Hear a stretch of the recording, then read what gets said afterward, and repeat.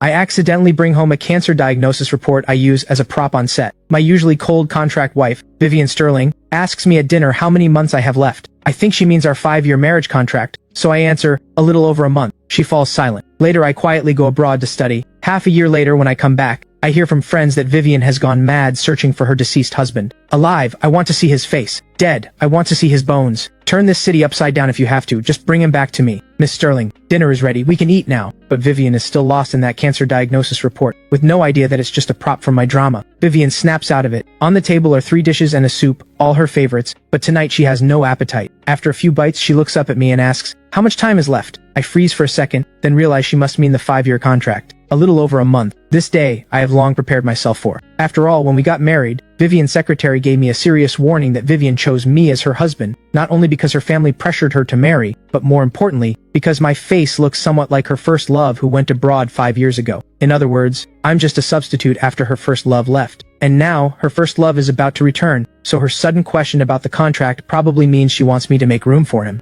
As my words trail off, I catch a slight frown on Vivian's face. I sigh inwardly and add, please don't worry, Miss Sterling. When the time comes, I'll leave on my own. I won't cause you any trouble. Honestly, I understand. After missing her fifth love for 5 whole years, she doesn't want him to see another man by her side. That's only natural. Over the years she has treated me decently. I shouldn't make this hard for her. Let's do this, Miss Sterling. I'll move out as soon as I can, but housing in Yorkfield is hard to find. Could you give me 3 days? In 3 days, I promise I'll be gone. You really want to leave that badly? My sentence somehow sets Vivian off. Clear irritation flashes across her face, and I don't understand what she means. Her face turns ice cold as she stands up. I didn't say move. You stay here and stay obediently. Then she walks straight back to her study. I stare blankly at her retreating figure, unable to grasp what just happened. Vivian rarely speaks to me first, and when she does, it's always something important. Today she brought up the contract herself, clearly wanting to settle it fast. And I already offered to leave. By all reasons she should be pleased. So why is she irritated? After some thought, I think I get it. She's a billion-dollar female CEO after all. She still values her word. She probably can't lose face on this, so she wants to honor the remaining month of the contract. She's always been like that. Over the years she's been cold to me, but she has never broken a promise. Still, just because she values the contract doesn't mean I should be tactless. I should find a place fast and move out early. After dinner, I clean up and grab a folder from the coffee table, heading to my bedroom. This drama starts filming in 3 days, and I need to study fast. The moment I open the folder, I freeze. I brought this diagnosis report home. This report is a prop for my character.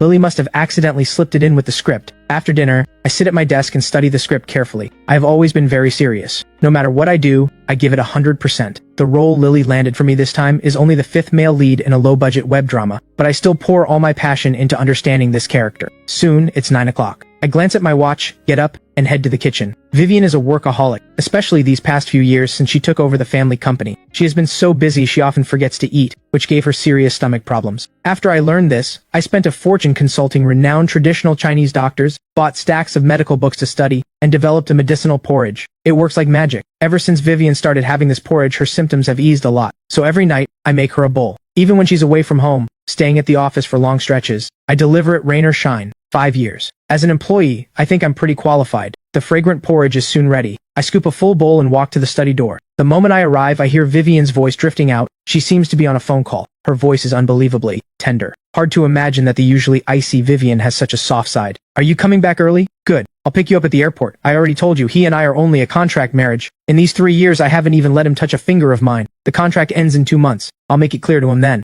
I wait a while until she hangs up before knocking on the door. Vivian opens it. Miss Sterling, this is fresh porridge. Drink it while it's warm. I won't bother you. I set it down and turn to leave. Do you have any wish? Vivian suddenly asks. I pause, then put on a gentle smile. I know Vivian has always been kind. Since she took over Sterling Group, she has built dozens of Hope schools alone, and she's a well-known philanthropist in Yorkfield. Maybe realizing the contract is ending, she wants to offer some kind of gesture. Thank you, Miss Sterling. I shake my head gently. 5 years ago, you gave me $5 million in one payment. Over the years, you've also given me many gifts. It's more than enough. I have no wishes right now, but thank you anyway. Vivian falls silent, saying nothing more. Just as I'm about to leave, she speaks again. I know an internal medicine specialist. He's renowned both at home and abroad, especially skilled with lung disease. I've already called him. I'll send you his contact in a moment. You can go see him. When I hear this, warmth spreads in my chest. 5 years ago, the orphanage I grew up in caught fire. The director, Grandpa Hayes, rushed into the flames to save the children again and again, risking his life. He suffered severe burns over a large area, and his lungs took in so much smoke that he developed serious lung disease. The reason I accepted this contract was to raise money for Grandpa Hayes' treatment and to rebuild the orphanage. I never told Vivian about this. I thought she wouldn't care. Turns out I was wrong. She must have quietly looked into it herself. Thank you, Miss Sterling. I say with sincere gratitude. The next day I get up early and make a hearty breakfast. While waiting for Vivian to wake, I stand in the living room practicing my lines. At 8:20 Vivian walks out fully dressed. I have to admit, this woman is breathtakingly beautiful. Any outfit takes on a unique charm on her. Breakfast is on the table. In the microwave I warmed some milk for you. There are several options, you can pick whichever you like. Vivian nods slightly, sits at the table, and takes small, graceful bites. As expected of a young lady from a wealthy family, Vivian received elite education from a young age. Every move radiates intelligence and grace, a delight to watch. Vivian likes quiet, so I can't practice lines in front of her. Just as I turn to head back to my room, she calls out, "Hey, I booked Dr. Jensen for you last night. He's coming to Yorkfield Central Hospital today for an academic exchange. Just call him when you get there." I nod and thank her. Vivian lowers her head, quietly eating again. I go back to my room, freshen up a bit, and not long after, I hear the door close outside.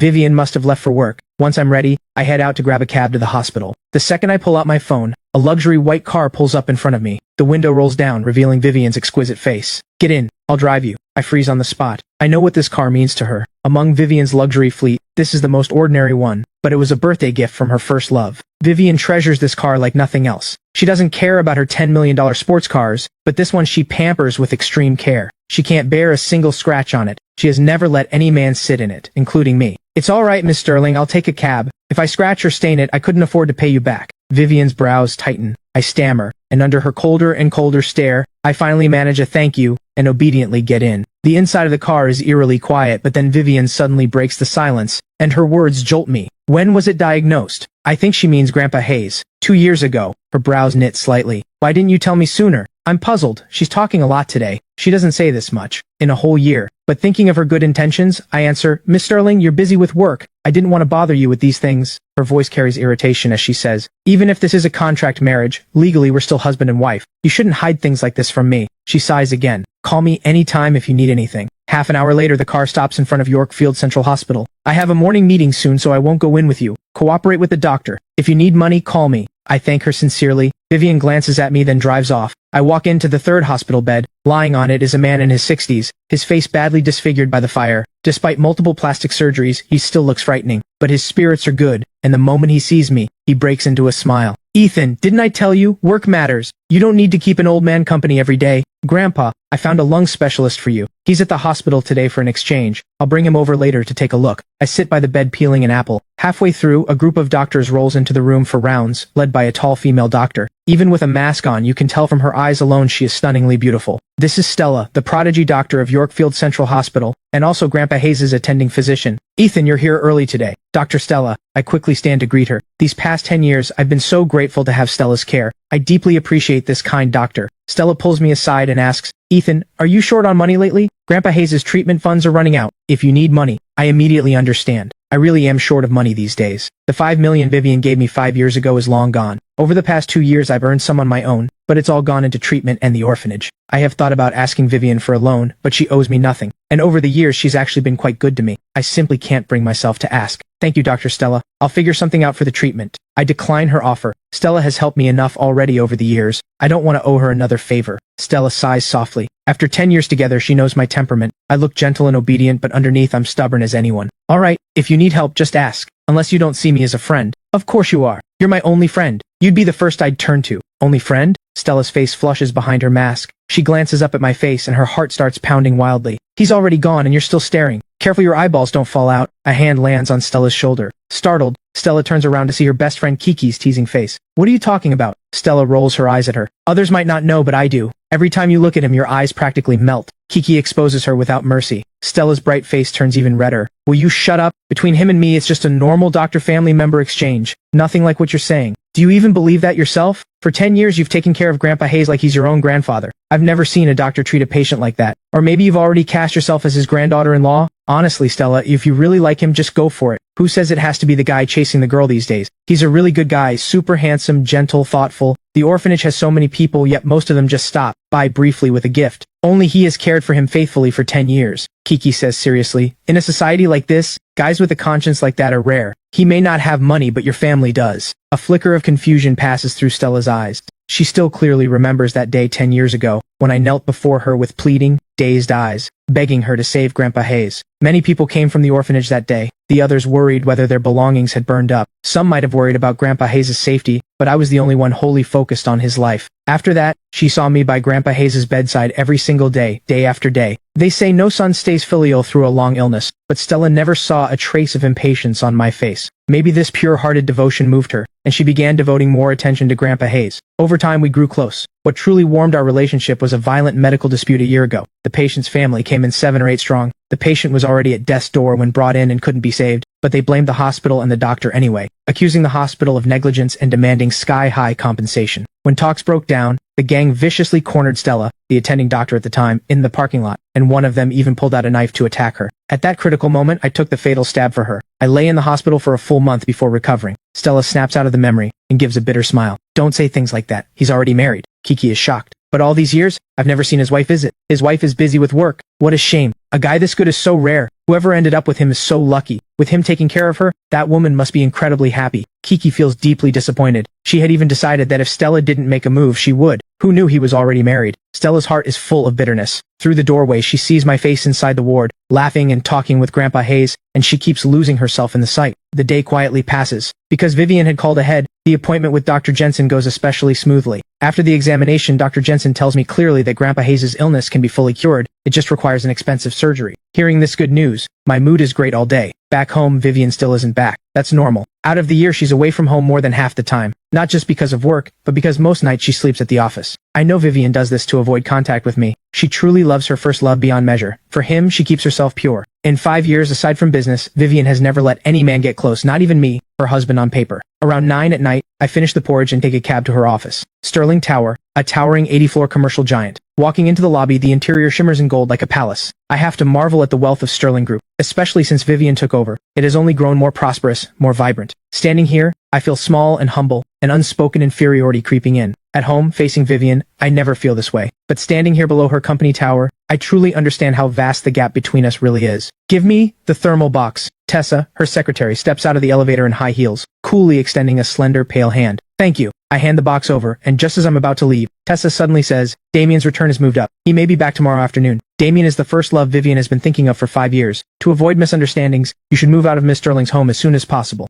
I nod. I'm already looking. Tessa pauses at this, glancing at me a few extra times. She knows mine and Vivian's marriage is contractual, but she doesn't know my real reason was to raise funds for Grandpa Hayes' surgery and to rebuild the orphanage. She just sees me as a gold-digging kept man, and has always looked down on me, never giving me a kind face. She thought I'd cling on, but she didn't expect it. I'm so tactful. I even went looking for a place before she even had to say it. That's good. Saves her the effort. It's best you think that way. As you know, the one Miss Sterling has always loved is Damien. That hasn't changed for years, in fact. That love has only grown deeper. My words may sound harsh, but I want to remind you, don't think things you shouldn't. A toad will never reach a swan. You should know your place. After you leave, I hope you don't disturb Miss Sterling again. It would only cause her trouble. You know Miss Sterling has always been kind. There are things she can't bring herself to say, so I have to say them for her. My fists clench tight. I feel a knot of frustration in my chest, but after a long moment my hands slowly relax. I nod. What right do I have to be angry? This was always just a transaction. Alright, please tell Miss Sterling for me. I've always known my place and I've never dared to harbor any improper thoughts. I'll move out as soon as I can. With that, I quicken my pace and leave. Tessa stays where she is, watching me go, feeling a touch of guilt. Maybe her words just now were a little too harsh. She, Vivian, and Damien were all university classmates, and a mutual friend of both. Back then she witnessed their sweet romance firsthand, so she especially resents me, the gold-digging third wheel. What she just said was on her own initiative, meant to make me back off. Now this guy seems quite sensible. That's for the best, whether for me, for Vivian, or for Damien, it's the best outcome. On the way back, I realize I need to pack up and get out fast, so I go buy a large suitcase and start packing the moment I get back. By the time everything is packed, it's already noon. I'm not in a rush to leave. Either way, I should say goodbye to Vivian before I go. I wait until past 6 in the evening, but she still hasn't come back. I don't even know if she'll be back tonight. After thinking it over, I pick up my phone and send a message. Are you coming back tonight? After a long while, Vivian replies with a word, busy.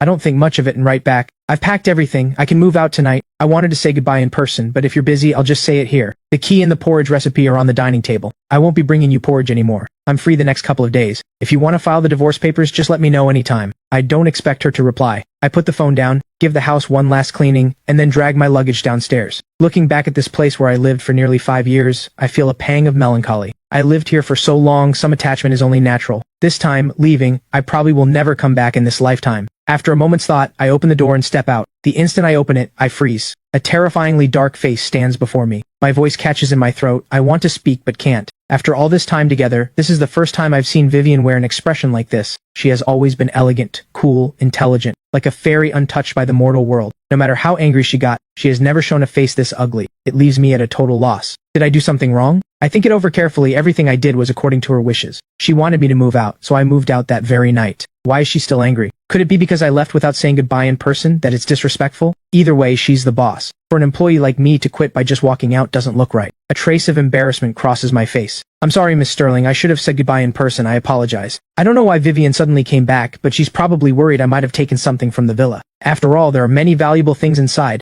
especially gifts Damien gave her. I've always noticed how much Vivian treasures those gifts. Like a watch worth tens of thousands, she bought a six-figure presentation case just to display it, placed right in the most prominent spot in her study, as if to gaze at it and remember him. Watches, paintings, and antiques worth millions and under are all over the house, none of them guarded against me. Now that I'm leaving, her concern makes sense, so I quickly say, I'm only taking my clothes and such. I can open the suitcase for you to check, or I can wait while you go through your belongings before I leave. Is that what you think of me? Vivian suddenly says. I freeze, mentally cursing my own loose tongue. Even if I thought it, I shouldn't have said it out loud. Saying that makes her sound petty and calculating, so I rush to fix it. Miss Sterling, I didn't mean it like that. What I meant was, inside. Before I can finish, Vivian cuts me off coldly. With that, she walks in. Watching her stride ahead, I feel a flicker of disorientation. Vivian's walk has always been elegant, every step graceful as a goddess, a pleasure to behold. But right now, she looks somewhat sulky, her steps wide and forceful. Puzzled, I drag the suitcase after her, thinking she probably wants me to go back inside so she can check her belongings first. After all, in such a public spot, a glamorous CEO like her can't lose face, so it's best to give her that face. Once inside, I voluntarily open my suitcase. 5 years ago when I first came to this house, I had nothing, just a few cheap changes of clothes. The clothes in the suitcase now were all bought later, and none of them are cheap. It's not that I'm wasteful. As Vivian's husband on paper, dressing too shabbily would hurt her image. Besides, I'm an actor, so I need to look the part. In the entertainment world, people judge you by your clothes before they judge you by you. Aside from the clothes, there are some acting books, a laptop, and 2 watches Vivian gave me. Both watches are pricey, even the cheaper one costs over $100,000. They were birthday gifts from Vivian these past 2 years. There isn't much. She doesn't look at the suitcase. Her stunning eyes stay fixed on me, faintly burning with anger. I feel deeply uncomfortable, a heat creeping over my whole body. Being stared down by a CEO with such a powerful presence, honestly, makes me very uneasy. Does she think I secretly hid her luxury items? Can't blame her for thinking that, since I am poor. Faced with all those expensive luxuries, how many people could resist the temptation? Would you like to check first? Ethan, do you think this is funny? What? I lift my head and meet her blazing eyes. Take your stuff back to your room. She says it sharply, then strides toward the study and slams the door. What does she mean? I can't make sense of it. Telling me to take the luggage back to my room, does she plan to let me go only after she's done counting her things? Vivian is a queen in business, a famously brilliant businesswoman, but in daily life she's a bit absent-minded. She often forgets where she puts things. She has so many luxury items, she's probably forgotten about most of them. Counting them all could take a while. I hesitate, unsure whether to leave or stay. In the end, I lower my head and drag the luggage back to my room. Fine. Let her finish checking first. If something really did go missing and she blamed me, I might even end up in jail. I don't cook tonight, nor do I ask if she has eaten. My mood is restless. Damien comes back tomorrow afternoon, and Vivian might even bring him here. I don't dare entertain any improper thoughts about Vivian, but seeing them flaunt their love right under my nose, or maybe doing things even less appropriate, that would be torture for me. Am I really fated to suffer this? Well, I took her money. What's a little suffering? I lie in bed tossing and turning, not sure when I finally fall asleep. The next day, I sleep in for the first time in a long time. When I wake, it's already past 9. Vivian isn't home and I have no idea where to go. I don't know whether she finished checking her things last night. I think about calling to ask, but I can't work up the courage. I remember how angry she was when this came up last night. Worst case, if she brings Damien back tonight, I'll find an excuse to stay at a hotel and give them their space. I spend the whole day at home studying the script, and before I know it, it's past 5 in the evening. My mind starts to drift. Damien should be back by now. Vivian has missed him for so many years, she must be especially happy right now. What are they doing at this moment? At that thought, I drift off a little. Sometimes I feel quite inferior, especially next to a top-quality man like Damien who has a great family background, handsome looks, he's a major star, and they say his personality is great too. He's excellent in every way. Compared to him, I'm just an orphan with no parents, an 18-tier nobody actor who only lands tiny roles. Crushed in every way. No wonder a woman like Vivian, a stunning CEO, falls so deeply in love with him. I can't say I love Vivian much, but at this moment I do envy Damien a little. I pick up my phone and suddenly see a post from Tessa. The picture is of Damien and Vivian having dinner together at a restaurant. I have to admit, Damien really is handsome, even from a man's perspective. I think he's handsome from every angle.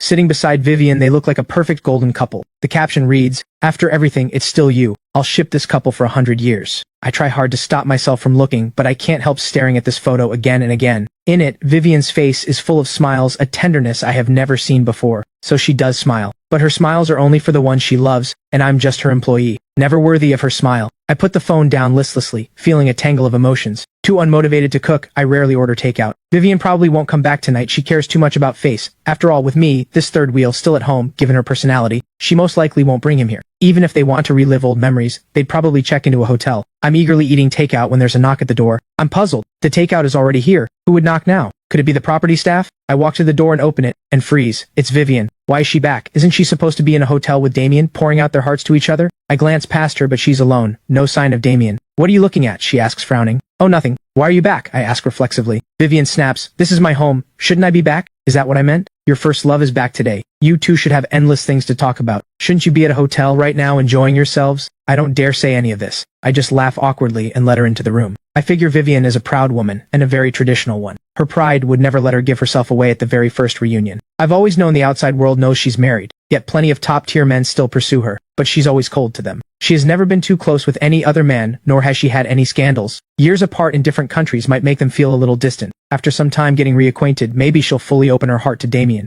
You're eating this instead of cooking? She walks in, sees the takeout boxes on the table, and asks, I wasn't in the mood today, so I ordered takeout. Have you eaten? I can make something for you. I know she had Western food with Damien, she probably won't ask me to cook again. Why weren't you in the mood? She suddenly asks, looking at me. In that instant, her gaze falls on my phone on the table. While eating, I shamefully open that photo again, and even zoomed in. Vivian sees the photo almost at first glance and frowns. I follow her gaze, and my face turns bright red in an instant. I practically lunge to grab the phone and hide it behind my back, stammering, I opened it by accident. I want to disappear now. I really want to dig a hole and bury myself. So embarrassing. I want to die of embarrassment. Why didn't I close the phone earlier? I just want to vanish. Vivian gives me a meaningful glance, the corner of her mouth lifting slightly. With my head down, I don't notice the fleeting, stunning charm on her face. Too much takeout is bad for you, Vivian says, then walks straight toward the study. I let out a heavy sigh of relief. Looks like she didn't read into it. Her heart has only Damien, probably doesn't care what I think. I curse myself for worrying over nothing, quickly finish dinner, clean up the takeout boxes and take them downstairs to throw out. Just as I'm about to head back, I see a noble-looking man approaching from a distance. It's her first love, Damien. Why is he here? I frown. So that's how it is. I was just wondering why Vivian came back so early, why she didn't stay with her first love. Turns out they had already arranged for him to come over to catch up. Laughably, I thought Vivian was too reserved to bring him home so soon. Seems I overthought it. After all, he's the man she deeply loves. After such long longing, how could she bear even a moment of separation? But now I'm extremely awkward. Should I go back upstairs? Or should I be tactful and slip away, giving space to this lovesick pair? Or should I go back and say goodbye to Vivian first? As Damien gets closer, I have to admit, even I'm impressed. This man really is handsome. Damien and I do look somewhat alike. If we walked together, people might even mistake us for brothers. No wonder Vivian paid such a high price for our contract marriage. Wearing a face like this, I feel both grateful and sad. Grateful because thanks to this face, Vivian noticed me, and I was able to raise money for Grandpa Hayes' treatment. Sad because also because of this face, I became the substitute for years. Someone Vivian stares at to remember Damien. You're Ethan, right? While I'm caught in my thoughts, Damien walks up in front of me, sizing me up. His eyes hold 30% amusement and 70% mockery. I lift my head, our eyes meet, and I sense the contempt in his gaze. But I can't really get angry. Either way, I'm just this man's substitute. He has the right to mock me. Since I took the money, I prepared myself long ago for humiliation. You're Mr. Damien, right? You're here for Miss Sterling, I'll take you up. I quickly put on a smile. Vivian is my employer, and this man is her boyfriend, half my employer too. As a proper employee, I need to do my job properly. Damien pauses, then smiles with amusement. Then thank you. I lead Damien upstairs and immediately go to tell Vivian. I take a deep breath, walk to the study, and knock. What is it? Vivian's cool voice comes from inside. Miss Sterling, your boyfriend is here. Silence. After a moment, Vivian opens the door, glances at me first, then walks frowning to the living room and immediately sees Damien on the sofa. Why are you here? Vivian smiles faintly and walks over to sit beside him. I'm stunned. Wasn't this arranged? Vivian, Tessa told me you moved into a new place these past few years, so I came to see it. Nice decor. Damien, it's your first time here. Let me show you around. Sure. The two stand and begin walking around. When they reach the door of my room, Damien asks in delight, natural minimalist style, my favorite. Vivian, was this room originally meant for me? And this Bosendorfer grand piano? I remember I only mentioned in passing that I liked it. I can't believe you actually bought one.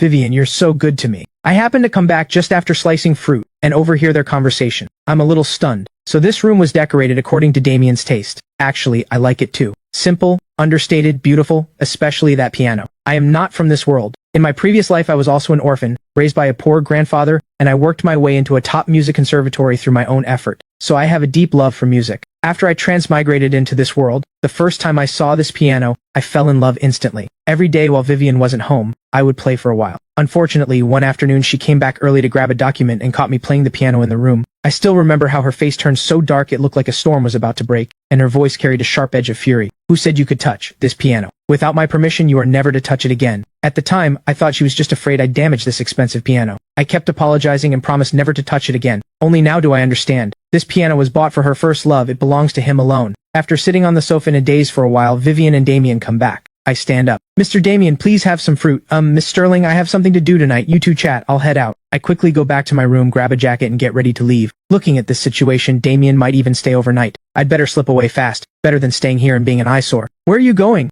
Vivian suddenly fixes me with an unfriendly stare. What could you possibly have to do? I feel a knot of frustration. I'm giving you two space, what more do you want? Do you really need me here as a third wheel to feel comfortable? I have no idea what's on this woman's mind. For a moment I can't come up with a good excuse, and just stammer. Her voice grows colder. Sit right here. I freeze in place. Vivian, since Mr. Ethan has somewhere to be, just let him go, Damien says with a smile to diffuse the situation. I let out a breath of relief and throw him a grateful glance. Honestly, I may be a proper employee who follows every reasonable request from my employer, but watching people flaunt their love right in front of me, even eavesdropping by the wall, I really don't have such a weird hobby. The moment I turn to leave, Vivian shouts again. Stop! My foot, just about to step out, freezes again. Damien, it's getting late. Why don't you head back early and rest? She puts on a gentle face, speaking softly. Damien is taken aback, almost in disbelief. He came tonight planning for something to happen, even bringing a pack of protection in his pocket. He never expected that, less than half an hour in, Vivian would actually show him the door. And yet, her next words leave Damien completely speechless as she adds tactfully, I have a morning meeting tomorrow. I need to spend tonight going over some materials. Once she says that, Damien can't insist. He stands and nods. Right, work matters. Oh, by the way, are you free tomorrow? I'd like to take you to a movie. Some other time, tomorrow, might be busy. I have several meetings. Damien pauses again, hesitating a long time before slipping into his signature smile.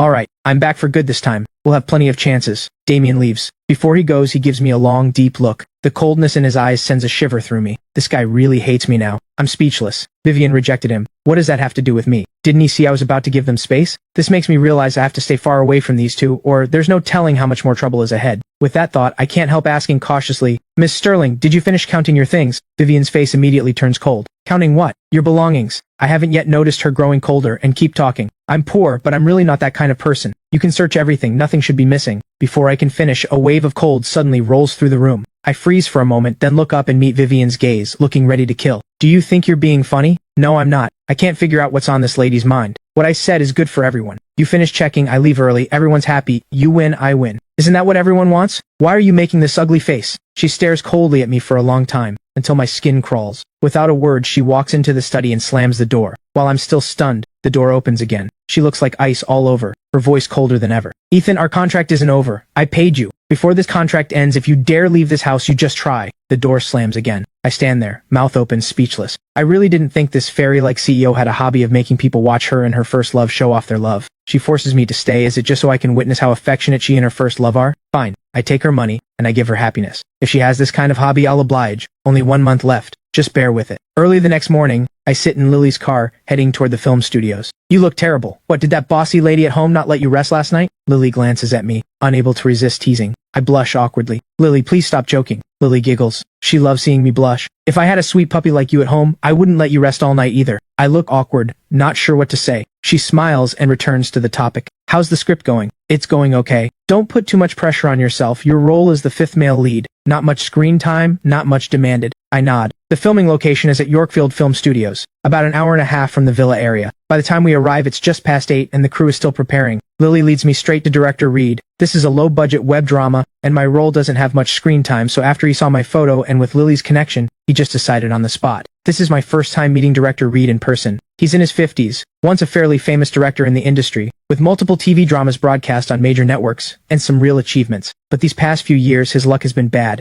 Every project flops, and gradually no one wanted to work with him. He had to switch to web dramas. But the connections he built over the years are still there. His eyes, hidden behind thick lenses, look me up and down, carrying a quiet authority. Not bad. Good potential. Even more handsome than your photo. Director, you flatter me. I'm just a newcomer. Please give me your guidance and feedback. I quickly respond with humility. Of course. Lily and I go way back. The people she brings can't go wrong. Young man, act your heart out. There will be plenty of opportunities ahead. Director Reed pats my shoulder encouragingly. While we're chatting, a sudden commotion breaks out among the crowd outside. Oh my god, it's Damien. It's actually Damien. I'm finally seeing Damien in real life. So handsome. Why is Damien heading toward our set? Is he joining this drama? Wasn't Wade already cast as the male lead? Damien is such a big name he's actually appearing in a small-budget web drama. The director is so amazing. Hearing Damien's name out of nowhere, I freeze. Then I see a tall, slender young man in dark sunglasses surrounded by 7 or 8 assistants and bodyguards walking onto the set. He wears a sharp, custom-tailored suit that gives him an imposing A-list presence. It really is Damien. Pink hearts practically pop in Lily's eyes.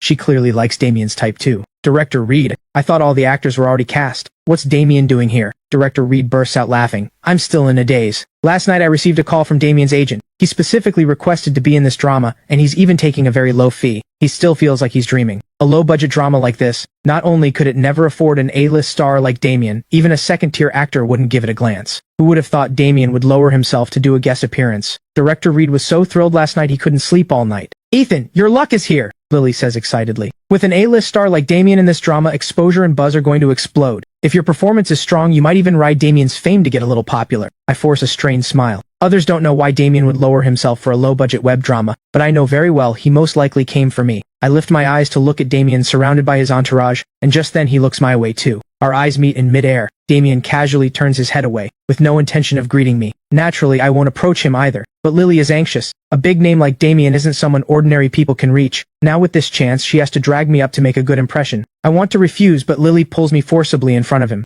Hello, Mr. Damien. I'm Lily, an agent from Skyline Entertainment. This is my actor, Ethan. He's the 5th male lead in this drama. She quickly winks at me, and I force myself to greet him. Hello, Mr. Damien. Damien's eyes, hidden behind sunglasses, hold a hint of amusement. He just gives a brief answer. Mr. Damien, Ethan is a newcomer. Please give him your guidance from here on. Seeing me unable to push for it myself, Lily has to do it herself. Young people shouldn't always think about shortcuts. Polish your acting, strengthen your professional skills. Nothing beats that. Damien's tone is cold, his words sparing nothing. The moment he says this, the set goes cold. Everyone turns to look at me in shock. In the entertainment industry, people usually keep up appearances, maintaining harmony. A face-to-face criticism like Damien's is extremely rare. How did this Ethan offend Damien? Everyone steps back a few paces from me, afraid that getting too close might anger Damien, the A-lister. Lily stares in disbelief, as if she never expected this outcome. Only after Damien walks away does she anxiously turn to me. Ethan, did you offend him? He's a huge star. When did I ever get the chance to offend him? I raise an eyebrow. As an employee, I don't want to make Vivian's business known to the world. Moreover, Damien is a major star. The slightest rumor would explode citywide. I can't believe he's like this. I used to like him too.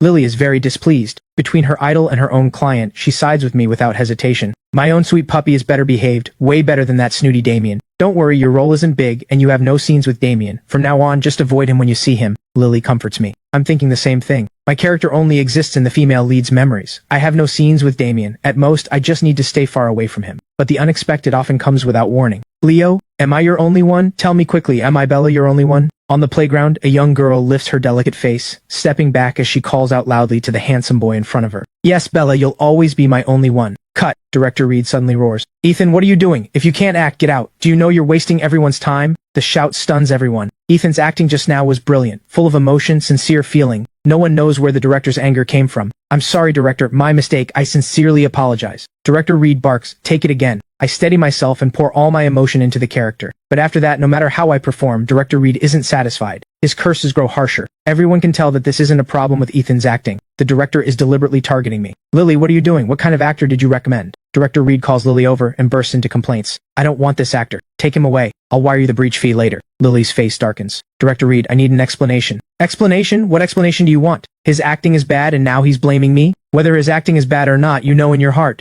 Lily refuses to back down. Director Reed waves his hand impatiently. Don't make a scene here, just get him out. Lily, let it go. Seeing Lily ready to argue further, I tug her arm and shake my head gently. I have no grudge with Director Reed. He wouldn't target me like this without a reason. The only explanation is that Damien is pulling strings. This is too much. Lily's eyes flash red with anger. Ethan, don't worry. If this little web drama is gone, it's gone. I'll find you something better. I trust you, Lily. I offer a bright smile. Walking out of the studios, Lily is still worried. Let me drive you home. No need, Lily. I have something to do nearby. I was looking for a place online last time, but I haven't heard back yet. I'll probably be filming around here anyway, so I might as well find a place nearby. Is there anything you need help with? No, just something small. Alright then, I'll go to the office and find you another project. Watching Lily leave, I'm about to head off when just then, a middle-aged woman walks up arrogantly. You're Ethan, right? Come with me. Mr. Damien wants to see you. I don't agree. Before today, I had no ill will toward Damien, even though he's the one Vivian holds in her heart. but what Damien did today truly disgusts me. I may be even-tempered, but that doesn't mean I have no temper. Are you deaf? Come with me now, the middle-aged woman yells, pointing at me.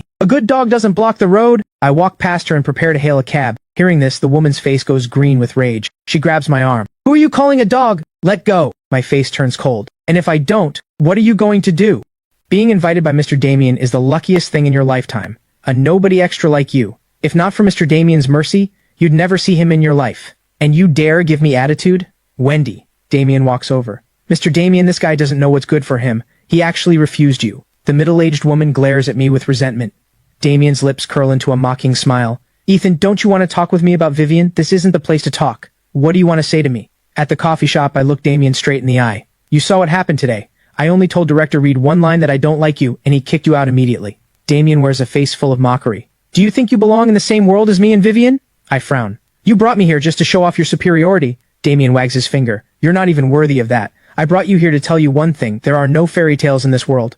A princess will never fall in love with a frog, and a frog will never become a prince. Vivian's contract marriage with you is only because she sees you as my substitute. I believe you know this yourself. Now that I'm back, do you think it's appropriate for you to keep clinging to her? I lift my eyes. You're overthinking. I've always known my place. I've never thought about clinging to her. Then that's best. I hope you move out of her place immediately. I don't like any man being too close to her. I'm already looking for a place. Damien smiles and lights up his phone, pushing it in front of me. This is the chat between me and Vivian today. Take a look. I have no idea what he's trying to do. I lower my head and look at the chat. Are you waiting until the contract ends to make him leave your house? His health isn't good, you know. You haven't developed feelings for him, have you? After all, he is handsome. No, we're only contractual. I'm not heartless either. He has taken care of me for 3 years. If you really don't want him to leave, I can understand, but it would make me uncomfortable. I'll find a time to make it clear to him. Don't overthink it.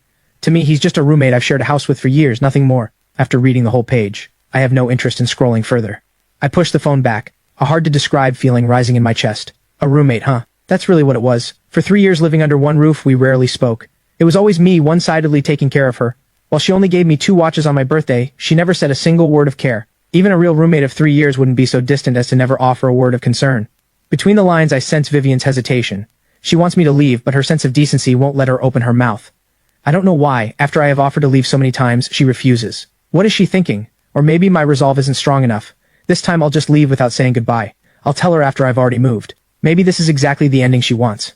On the 79th floor of Sterling Group in the CEO's office, Vivian is on the phone. Dr. Jensen, how is the situation? Miss Sterling, it's not optimistic. The patient's lung condition is severe, and it's been dragged on too long. I told him it could be fully treated, but in reality he probably has only about 2 months left. Dr. Jensen sighs through the phone. Vivian's expression freezes. Is there no other way? Money is not an issue. Currently, this disease can't be cured anywhere in the world. With enough money, we can prolong it for some time, but the patient will suffer. Vivian falls silent for a long time before answering. Dr. Jensen, you're the expert here. I'm counting on you. Don't worry about the money. Give him the best medicine. Yes, all right, I know what to do. After hanging up, Vivian slumps in her chair. Somehow at this moment her heart palpitates strongly, and a dull pain throbs deep inside. She can't help but recall the day Damien firmly broke up with her and went abroad to study. She had followed her best friend Daisy to the Aces bar to drown her sorrows. She doesn't like drinking, and especially hates the feeling of being drunk. But that day she downed glass after glass, as if only that could make her forget the pain inside. It was at that very moment that she saw Ethan singing on the stage. His voice was gentle, healing, and as he lowered his head playing the guitar, his profile, so similar to Damien's, in her daze blurred together with the shadow in her heart. Suddenly, the wounds inside her seemed to slowly heal with his voice. In the time that followed, she, who had never been to bars before, showed up without fail in that same spot every day, waiting for Ethan to take the stage, looking at his face, listening to his voice. Only in those moments could her heart, full of wounds, find a little peace and comfort. Later she got information about him from the manager. His name was Ethan, a recent dropout from college, desperately in need of money. He worked several jobs, print modeling and bit parts on sets during the day, singing at the bar at night. At that time her family was pushing her to marry. So that night, when Ethan finished singing and prepared to leave, Vivian called him into a private room and handed him the contract. She still remembers the shock and surprise on Ethan's face, and how he solemnly promised to be a perfect contract husband. In fact, over the years, he's been flawless, her daily life taken care of in every detail. After staring blankly for a while, Vivian picks up her phone and dials a number. Vivian, what's the occasion that you'd call me today? Camille, I have a favor to ask. You have connections. Can you help me find a lung specialist? Other countries are fine too. Money's not an issue. Vivian, what's wrong? It's not me, a friend of mine has lung cancer. Okay, I'll do my best. I'll call you when I find someone. I search around the film studios area but can't find a suitable place, so I just register with 2 agencies and leave my info. I call Auntie Bennett, the caregiver looking after Grandpa Hayes, to check in, and only after hearing all is well do I return home with peace of mind. This time I'm determined to leave. After packing, I find a cheap nearby hotel and check in. At night, I'm at the hotel making do with a bowl of instant noodles when Vivian's call comes in. I hesitate a long while before forcing myself to tap answer. "Where did you go?" Vivian's voice is icy, with a hint of anger underneath. "Miss Sterling, I'm staying at a hotel for now," I answer honestly. "Come back." "What?" I'm stunned. I said come back. I really don't get it. I've put myself in her shoes and done everything I could. She was too uncomfortable to ask me to leave, so I left on my own. Her conscience made her try to keep me. Fine, I'll slip away quietly. I've gone this far. What more does she want? I can't help but frown. "Miss Sterling, there's really no need for me to come back." "What do you mean?" I sigh. "Miss Sterling, only 1 month is left on the contract. And now that Damien is back, if I stay there, I think Mr. Damien would feel uncomfortable, and so would you. Better to just end it here. 5 million over 3 years comes to about 140,000 a month. 1 month left equals 140,000. I'll find a way to pay you back, but I'm a bit short right now, so it might take a while." The other end falls silent, but I hear her breathing growing faster, as if she's holding back her anger. I'm a little annoyed. "You already told Damien that you'd find a way to make me leave. There's really no need to keep up this act now. Miss Sterling, don't worry. I'm not a loose mouth. I won't go around talking about this. I would never tarnish your reputation. The only thing I can think of is that she's afraid I'll spread things outside, damage her reputation. After all, Sterling Group is publicly listed. The slightest negative news about Vivian could affect the company's stock price." Vivian remains silent. I thought my words would have satisfied her, so I breathe a sigh of relief, quietly hang up the phone, and quickly finish my instant noodles. I stand in front of the bathroom mirror practicing micro-expressions. I have nothing right now. The only thing I can fight with is acting. Ever since I transmigrated into this world, I have practiced in front of the mirror at every free moment, which built the acting and line skills I have today, especially with Grandpa Hayes, who still needs expensive treatment, plus owing Vivian 140,000. I feel a sense of urgency. As I'm about to go to bed, however, suddenly there's a knock at the door. I'm puzzled. Who would knock at this hour? I slip on my slippers, get off the bed, and peer through the peephole. I freeze. Vivian. How did she find this place? Why is she here? My head is a mess, my heart in knots. It's no surprise Vivian could track me here. After all, the Sterling family has connections everywhere. Finding out which hotel someone is staying at is far too easy for her. But I just don't understand. I've already made things clear. Why would she come in the middle of the night? I don't know how to face her, but she's already at the door. Not opening would be rude. I take a moment to prepare myself, then turn the handle and pull the door open. The moment it opens, Vivian's starry eyes lock onto my face. There is no expression on her face. "Pack your things and come back with me." I stand still, quietly looking at her. She seems to have come in a hurry. Her hair is slightly messy, and she's still wearing her custom business suit from work. Vivian is someone who values her quality of life. She doesn't drink hard liquor, but at home she often sips red wine. After work, she would never wear business attire. She usually changes into something casual. She must have come home after work, seen the place empty, immediately pulled strings to find which hotel I was at, and rushed straight here. I just don't get what she's doing. She so clearly wants me out of that house, and yet she puts on this act for whose benefit? I'm not going back. I shake my head. I made it clear on the phone. What are you sulking about? Are you upset because Damien came to the house the other day? Vivian's brows knit tightly. I frown, stunned. Why does she say that? Does she think I'm jealous? At the thought, my face turns slightly red, and I hurriedly say, "Please don't worry, Miss Sterling. I absolutely have no such thoughts. You and Mr. Damien are the couple. You and I are only contractually married. I've known that since the day I signed the contract, and I would never have unrealistic thoughts. Please don't misunderstand." Hearing this, Vivian pauses slightly, looking a bit angry. "In any case, the contract isn't over. I won't allow you to leave. Come back with me now." I shake my head. Since I've already moved out, I'm not going back. After all, I really don't have that weird hobby of watching a couple in love. I'll ask one more time. Are you coming back or not? Vivian sharpens her tone. "Miss Sterling, I'm fine staying here." Vivian gives me a long, deep look, then turns and leaves. I quietly watch her go. For a woman this proud to come and try to convince me to come back, it's already beyond what I expected. I've spoken so harshly. With her proud personality, she should have given up completely. I feel a small wave of relief. I am grateful to Vivian. Without those 5 million back then, Grandpa Hayes would have died long ago, and the orphanage couldn't have been rebuilt. But one thing at a time. I don't want to go back to that house, to watch them flirt as a couple, and even less to see Damien's face. Without today's conflict with Damien, I might not be this resolute, but right now I have a physical disgust for that man. Past 11 at night, a call wakes me up. "Hello, who is this?" "Ethan, what kind of husband are you?" A sweet, sharp female voice scolds from the other end. "Get to the Aces bar now. Vivian's drunk." All sleep leaves me instantly. I sit up in bed and check my phone. It's Vivian's best friend Daisy. I'm on my way. Without minding my messy hair, I quickly throw on clothes and grab a cab to the Aces bar. The moment I enter the private room, I see Vivian passed out on the sofa, cheeks flushed, mumbling something through her rosy lips. Daisy has also been drinking, leaning against the sofa, rubbing her face. She's the sweet, petite type, small and adorable, with looks that aren't as stunning as Vivian's, but still rare and beautiful. Ethan. The moment she sees me, Daisy plants her hands on her hips. What on earth did you do to Vivian to make her this angry? She basically never drinks. Look at her now, how drunk she is. I feel helpless. Miss Daisy, this shouldn't have anything to do with me. Maybe she had a fight with Mr. Damien. I don't believe my refusing to come home is what made her this angry. In these 3 years, Vivian has never invested any emotion in me, including her angry side. Her joys, anger, sorrows, and joys are only ever for Damien.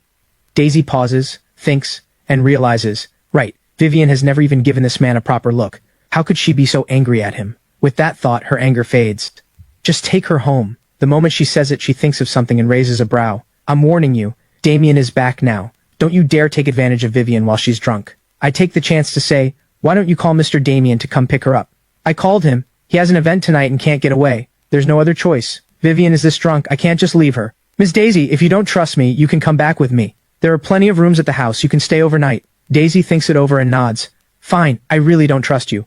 I let out a bitter smile, walk over to Vivian, and easily scoop her up bridal style. Vivian is tall but very light, maybe about 100 pounds. On top of that, since I'm aiming for the entertainment industry, I work out every day in the third-floor gym, keeping a fit physique, 8-pack abs, packed with strength. I find Vivian's car in the parking lot and skillfully drive toward the villa area. Ethan, your contract with Vivian is almost up. Daisy, in the backseat, rubs her aching head and suddenly asks, yeah, 1 month left. Now that Damien is back, what are you thinking? I know what she means. I already moved out. You moved out? Daisy is shocked, looking at me in disbelief. Yeah, staying at a hotel for now. I'll move once I find a place. Daisy stares blankly. Are you really okay with it? Vivian has billions. Even if it's a contract marriage, you two registered legally. Are you really willing to take nothing and just leave her like this? I smile. What's there not to be willing about? None of it was ever mine. On the contrary, Miss Sterling has taken great care of me. Without that money back then, I don't know where I'd be now. A person should have a conscience. She has been so good to me. The least I can do is not make things hard for her. After a long while, Daisy finally says, it's best you think this way. Think too much, and the only one who suffers is you. Back at the villa, I carry Vivian to the bedroom and lay her down, then expertly go to the bathroom, bring a towel to wipe her face, and immediately head to the kitchen to make hangover soup, patiently spoon-feeding it to her. Daisy stands beside me, watching in amazement. Do you take care of Vivian like this often? I smile. She's my employer. She gave me $5 million. I have no way to repay her, so I can only do the small things I'm capable of, so she doesn't have to worry about these trivial matters when she's home. Daisy pauses. Just then, Vivian's face suddenly changes, and she vomits over the edge of the bed. I don't have time to dodge, and the vomit covers me. Even the most beautiful woman vomiting is hard to describe. A foul smell fills the whole room. Daisy, standing beside me, gets some on her too, screams, and quickly steps back. By the time it's all done, it's past midnight. I don't even remember falling asleep. The next morning, I just finished making breakfast when Vivian and Daisy come out together, freshened up. You're up. Come have breakfast. I'm bringing the breakfast out from the kitchen, the beautifully plated meal. Ethan, did you make all this? Daisy stares at the table in shock. A plate of osmanthus cakes, shaped like hearts, decorated with fresh flowers, a plate of durian pastries carved into various little animal shapes, and a bowl of lean pork congee, the aroma reaching you from far away, making your mouth water. She really didn't expect I had such impressive cooking skills. Miss Daisy, it's nothing special. Just a few simple dishes. Vivian looks at the exquisite breakfast on the table, her eyes complex. Over the years, I have often made all sorts of breakfast for her in creative ways. She used to take it for granted, thinking nothing of it. Now thinking back, even hiring a 5-star chef wouldn't guarantee this kind of treat every day. This is so good! Ethan, did you study cooking before? Daisy sits down, picks up an osmanthus cake and takes a bite. Her big eyes curl into crescent shapes. No. I used to cook for the kids at the orphanage. After I came to Miss Sterling's 5 years ago, I had a lot more time, and I studied it for a while. Hearing this, Vivian can't help but lift her head, stunned. You're an orphan? Vivian asks in shock. She has never known this. Over the years, I have occasionally disappeared for a few days, saying I was going home. She thought I had family. She never expected I was actually an orphan. Vivian's heart is in turmoil. Just how little attention has she paid to this contract husband?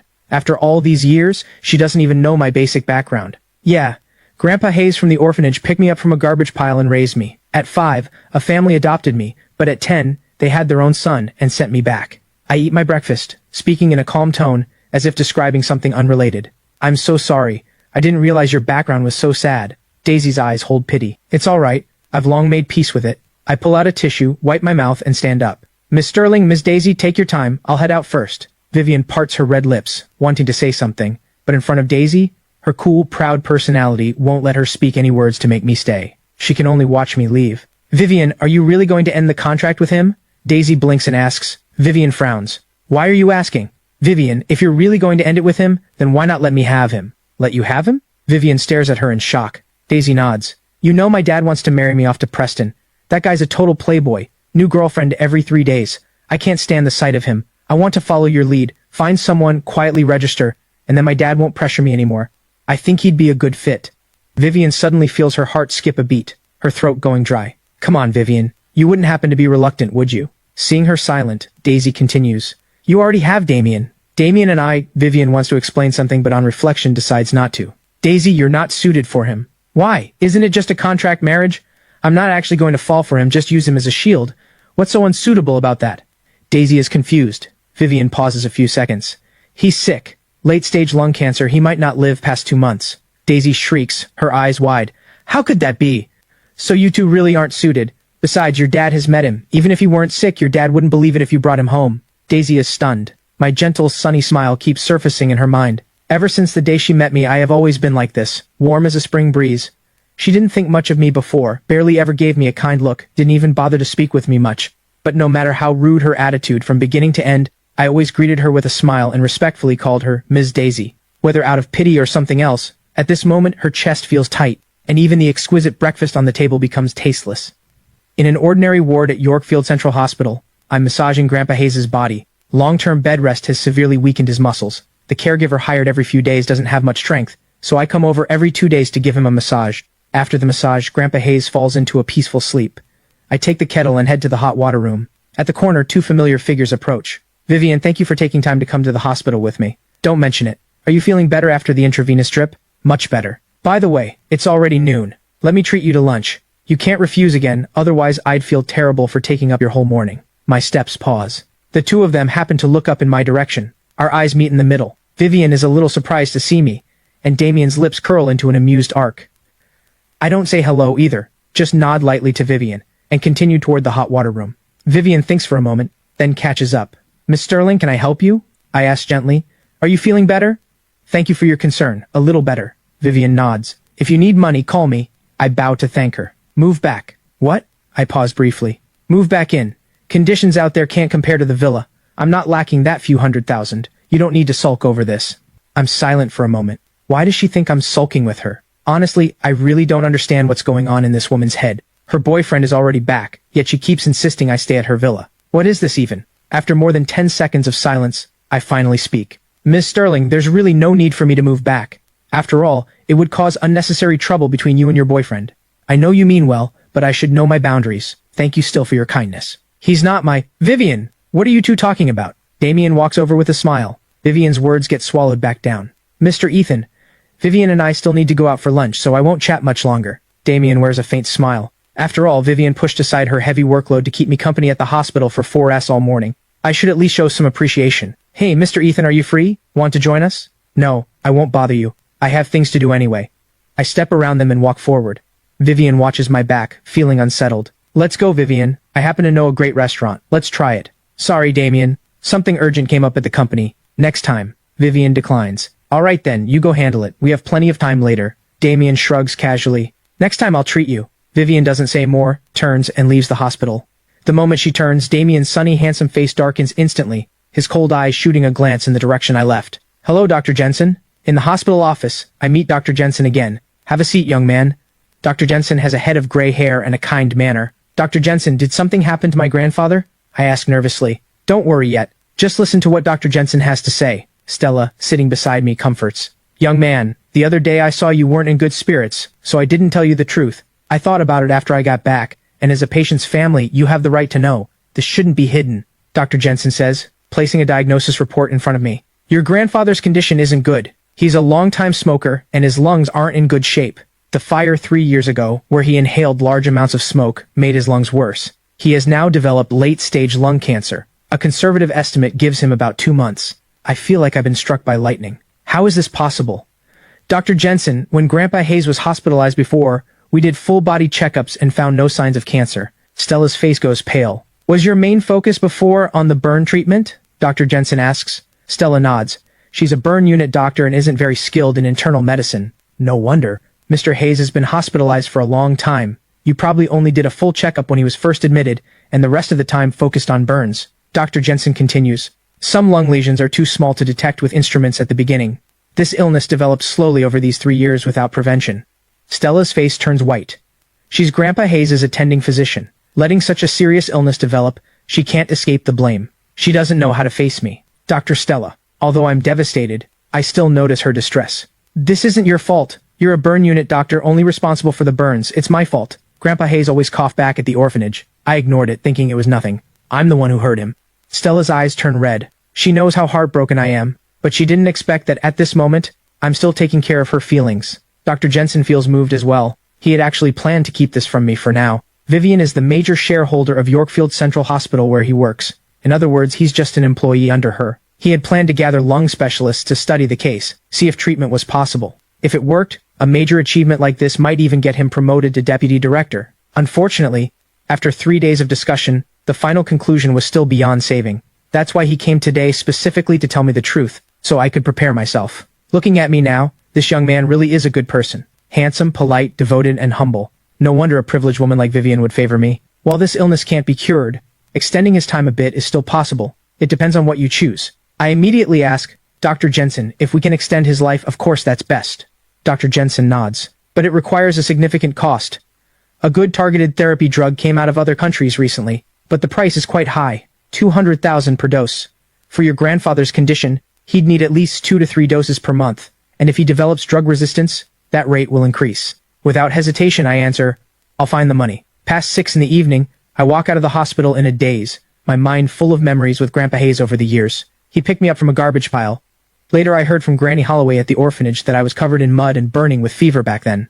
Without Grandpa Hayes, I might have already died in that garbage pile, hauled off as trash and burned. As a child, my favorite thing was curling up in Grandpa Hayes' arms listening to his stories, learning life lessons from him. He'd hide from the other children to slip me some pocket money, remember my birthday, give me the gift I wanted most, and scold me sternly when my grades weren't good. He is the only family I have in this world, my only emotional anchor. In my previous life, I was also raised by a grandfather, and now with 2 souls merged into one, I feel the pain of losing family more deeply than anyone. As I walk, tears spill down my face. Ring, ring. A call comes in. I pick up my phone and glance at the screen. A trace of weariness crosses my face. Hello? What hello? Can't even call me mom anymore? I really raised you for nothing all those years. A sharp, bitter female voice comes through. This is my former adoptive mother, Fiona. She raised me from age 5 to 10. In the early years, the couple treated me decently, like their own son. But when I was 8, Fiona, who had been declared infertile, unexpectedly got pregnant. 10 months later, she gave birth to a chubby baby boy. The couple was overjoyed. But that was the day my nightmare began. With their own son, they couldn't stand the sight of me. Before I was even 9, I took on all the housework, and any displeasure meant a beating. A year later, they sent me back to the orphanage. That should have been the end of it. But 3 years ago, they somehow heard I had married a female boss, and started showing up every few days, screaming I was an ungrateful brat, that I'd gotten rich and forgotten to repay their upbringing. When they couldn't find me, they made scenes at the orphanage, turning the whole place upside down. I couldn't take it. Thinking they did raise me for a few years, and were good to me in the early years, I gave them 200,000 all at once. After getting that money, the couple was quiet for a while, but within half a year, they started the same scheme again, saying the upbringing money was nowhere near enough. After learning I was acting, they even threatened to call reporters to expose me. Afraid of damaging Vivian's reputation, I gave in time and again over these 3 years, only to be met with the couple's escalating greed. I don't even need to think about it. Fiona calling is definitely to demand money again. I rub my temples with a headache, thick weariness flickering in my eyes. Are you deaf? Your younger brother is about to take the college entrance exam, and he'll definitely get into a good university. There isn't a single penny at home right now. Wire me 200,000 immediately for your brother's tuition. Fiona speaks in a commanding tone. I sigh. Fiona, I really don't have money. Bullshit, don't think I don't know. That CEO woman you married is worth billions. You can't even cough up 200,000? Are you even human? If I hadn't adopted you back then, you would have starved to death. Fiona snarls. I already told you, she and I are only contractually married. I'm just an employee under her. Do you really think a woman of her status would fall for an orphan like me? I continue wearily. And my contract with her is almost over. I really have no money right now. Grandpa Hayes is seriously ill, and we still need a lot of money to save him. Fiona, I'm begging you. I've given you at least $1 million over the years. You built a villa, bought a luxury car. Please leave me alone. The moment Fiona hears this, she shrieks at the top of her lungs. You brat, don't even think about lying to me. I know rich women in the city love finding boy toys. That CEO definitely keeps you because of your looks. Telling me you have no money? Like hell I'd believe you. Want me to let you off? Fine. Wire me 10 million in one payment, and I promise I'll never bother you again. 10 million. I'm stunned hearing this. She really has the nerve. That CEO is worth billions. What's 10 million to her? I'm warning you, without 10 million, forget about it. I'll cling to you forever. If you don't let our family live well, you won't live well either. Fiona sneers. Do whatever you want. I directly hang up the phone. No matter how many times Fiona calls back like she's possessed, I ignore her. I know a woman like Fiona is ruthless. Before, I worried it would affect Vivian, so I kept giving in. But now Grandpa Hayes needs money to save his life, and my contract with Vivian is ending. I refuse to keep giving in. Right now, I just want to make money fast to extend Grandpa Hayes' life as much as possible. Then I walk into the Aces bar. The blows today have made me more frustrated than ever, and right now I just want a drink to take the edge off. The Aces bar is a large lounge bar with heavy traffic. When I used to be a resident singer here, it was basically packed every night. That's because the owner runs the place well. Hey Ethan, what brings you here? The moment I walk into the bar, a pretty woman in her 30s lights up and walks over. Rose. I break into a smile. This woman is Rose, the manager of the bar. She took good care of me back when I worked here. I'm here as a customer today. And here I thought you came specially to see me. Got my hopes up for nothing. Rose rolls her eyes at me, and I scratch my head awkwardly. You ungrateful little thing. Got yourself a wealthy woman and now you look down on us poor friends? 3 years and not a single visit. Rose's voice carries a hint of resentment. I don't know what to say and quickly change the subject. Rose, is Lena still singing here? You have the nerve to bring up Lena? She liked you so much back then and you ran off with that rich woman without even saying goodbye. Do you have any idea how hurt she was? Rose says helplessly. She left less than a month after you did. But we've kept in touch over the years. 2 years ago she joined a singing competition and made the top 10. She signed with an agency now. Things aren't blazing, but she gets ad work, which is way better than singing at a bar. Really? That's wonderful. Becoming a singer was always her dream. I can't help feeling happy for my good friend. Rose pauses, then asks, how about you? How are things with that rich woman? I don't feel like saying much. It's whatever. Rose, you've got lots of customers. I won't keep you from work. I'll find a spot over there. I point to a corner and walk over. After sitting down, I order 2 bottles of wine and drink alone. Rose comes over for a glass with me at one point. Just as a warm buzz settles in, a surprised voice suddenly comes from beside me. What are you doing here? Stella? I turn around, stunned to see her.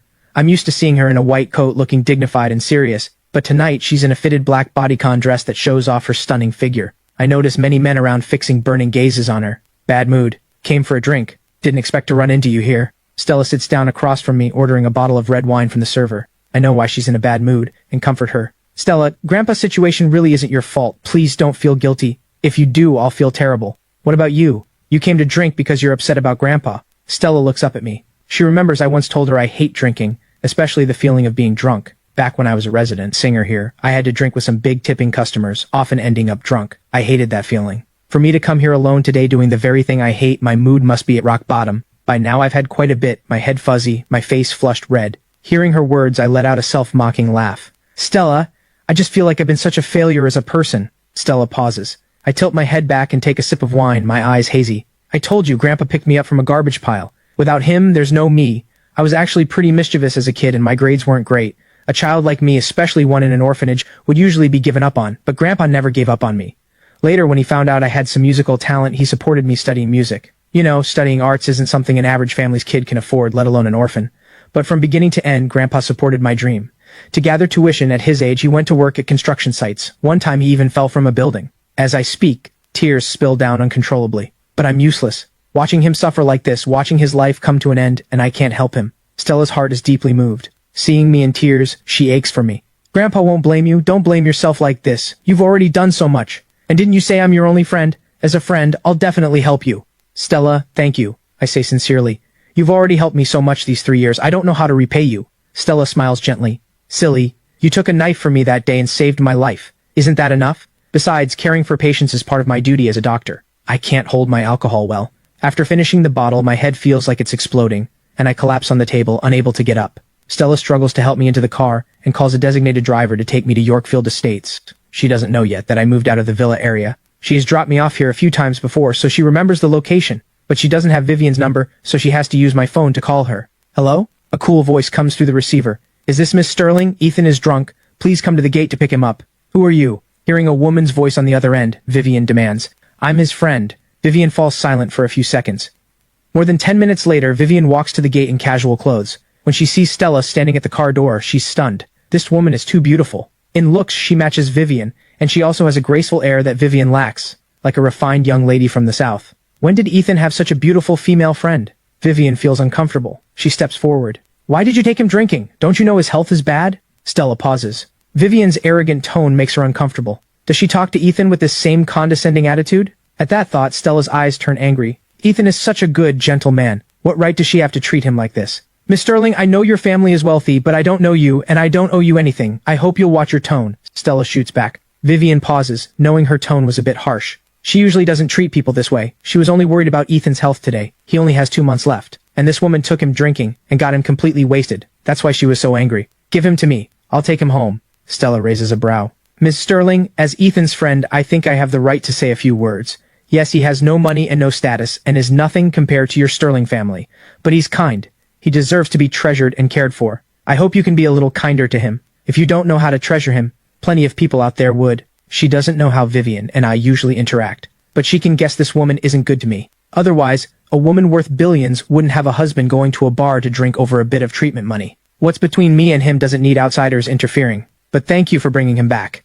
Vivian gives her a deep look, helps me out of the car and walks me, with my hazy drunken eyes, toward the villa. Back at the house, she lays me on the bed and catches her breath for a long while before slowly calming. She stares at me, carefully studying this man she has lived with for years. Drunk, I am unusually quiet. No noise, no drunken talk, as if in deep sleep. By appearance, this man is truly perfect. Vivian has seen many handsome men, but I would rank in her top 3. Vivian quietly watches for a while, then turns her complex gaze away. She goes to the bathroom, brings back a towel and wipes my face. Then she pulls the covers over me. Still asleep, I have no idea Vivian is doing all this. Going into the study, Vivian dials Dr. Jensen's number. Miss Sterling, what can I do for you? How is Ethan's condition? Not optimistic. He came by today, and the problem keeps getting worse. I've discussed this with some colleagues over the past few days. The best option now is to purchase the targeted therapy drug from other countries, Dr. Jensen says. 200,000 per dose. About 3 doses a month. This amount is nothing to Vivian. She doesn't care about the cost. She asks, with this drug, how much longer can he live? This drug works well, but drug resistance is strong. It's most effective in the first 2 months, then doses need to gradually increase until it stops working completely, Dr. Jensen says. Based on my estimate, with this drug he can hold on for at most half a year. Vivian pauses a moment. Money isn't an issue. If you can keep him going longer, I'll remember this favor. Don't worry, Miss Sterling. I'll do my best. After hanging up, Vivian rubs her temples wearily, and can't help walking into the room to watch me a while longer. A few minutes later, she makes another call. Go to the hotel, room 308, pack everything up and bring it to my villa. Less than an hour after the call, Tessa brings back the luggage I left at the hotel. She asks, puzzled, Miss Sterling, since he left on his own, isn't that the best outcome for you and Damien? Why? Vivian hasn't told anyone about Ethan's illness for now and doesn't want it to become public. I gave him $5 million. Before the contract ends, he doesn't go anywhere. Hearing this, Tessa is even more confused. $5 million. Vivian spends millions on a single shopping trip. Would she really care about $5 million? Tessa stares at Vivian strangely. Miss Sterling, you wouldn't happen to— Enough. You can go back now. Vivian cuts her off before she can finish. Tessa pauses, hesitating for a moment, then says, Vivian, you and Damien have finally come together after all this time. You've waited so many years for him. Now that he's back, if you keep entangling with Ethan, Damien won't be happy. Vivian shoots her a glare. You're talking more and more lately. Do I need you to tell me what to do? Go back. After Tessa leaves, Vivian stands in the living room in a daze for a while. She loves reading Western literature, and especially admires the idea of a platonic soulmate. In college, Damien pursued her intensely. At the time, Damien was a campus heartthrob, handsome, from a wealthy family, talented and adored by girls. Vivian also liked him somewhat. Unable to resist his persistent pursuit, she agreed, but she made him agree to no physical contact, only spiritual connection. If one day she truly believed they were right for each other, she would give him everything. At first, Damien agreed readily, but after graduating, he could no longer stand a relationship where he could look but not touch. He gave her an ultimatum, either go to a hotel together or break up. After Damien left in anger to study abroad, Vivian reflected on whether she had gone too far. After all, in today's society, where do you find someone who dates for over a year and doesn't even let her boyfriend touch her? The more she thought, the more she felt she owed Damien. She had planned that when Damien returned, if they still loved each other, she would give him everything. But the day Damien came back, the moment she saw him at the airport, even though his face was more handsome than before, more refined, she didn't feel the joy she had imagined. Vivian has a cool nature, and during that year of dating Damien, they spent little time together. Most of the time Damien was away filming, so she's actually slow when it comes to romance. Even now, she doesn't really know what she feels for Damien. Maybe a bit of affection, or maybe just the old obsession and a sense of guilt toward him. She's lost in thought when she suddenly hears noise coming from my room. She pauses briefly, then walks in to find that I have actually sat up dazedly on the bed. You're awake? Miss Sterling, what are you doing here? I ask, slurring. Vivian says, this is my villa. If I'm not here, where would I be? How did I end up here? Sorry, Miss Sterling, I'll leave right away. I sway as I stand up, preparing to leave. Sit down. Vivian's brows knit. In the middle of the night, where do you think you're going? Your things have already been brought back, the hotel room is checked out, and from now on you'll live here. You brought my luggage back? I stare at her blankly. I said our contract isn't over. You're not going anywhere. At least this month you stay here and stay obediently. Vivian's tone is firm. If you dare move out again without a word, you just try me. My head is spinning. Looking at this stunningly beautiful woman fueled by alcohol, anger surges in me. What right do you have to do this? Vivian pauses, as if shocked that I, usually obedient as a kitten, would dare lose my temper at her. Isn't I spent 5 million on you enough? Vivian, don't push me too far. I have dignity too. What right do you have to humiliate me like this? What right? I shout. I already said I'd return your 140,000. What more do you want? Do I really have to stay here to satisfy your little hobby? Vivian is confused. What hobby? I want to leave, you won't let me, you insist I stay. Isn't it just so I have to stay here and watch you and Damien flaunt your love? Yes, I took your 5 million, but you can't use that 5 million to humiliate me like this. I don't have that creepy hobby of spying on other people. Why do you insist on torturing me here? Have mercy, let me go. I don't want to be a third wheel. As I say this, a wave of dizziness hits me. I stagger and fall onto the bed, falling fast asleep again, mumbling something like, I don't want to be a third wheel. Vivian stands frozen for a long while, looking at my dazed state, and suddenly can't hold it in. She bursts into laughter, and in that moment the whole room lights up. The next morning I rub my aching head and sit up, looking at this familiar yet strange environment. I freeze for a second. Then it hits me. I think I said some things last night I shouldn't have.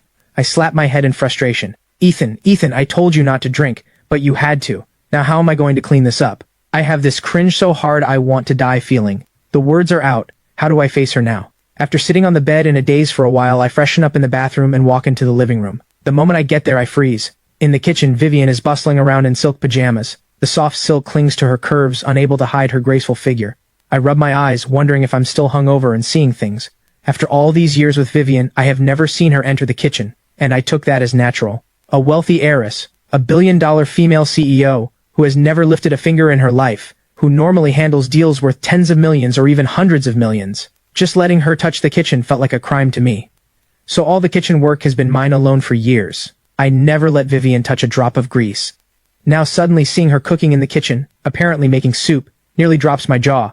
For a moment I wonder if someone put a spell on her. But to be fair, Vivian cooking seriously doesn't look as icy as usual. Her features look soft, a slight smile at the corner of her mouth. Her whole body seems to radiate gentle, graceful light. Truly, a focused woman is the most beautiful. Vivian seems to hear the noise outside. She turns and sees me standing there like a complete idiot, eyes wide staring at her.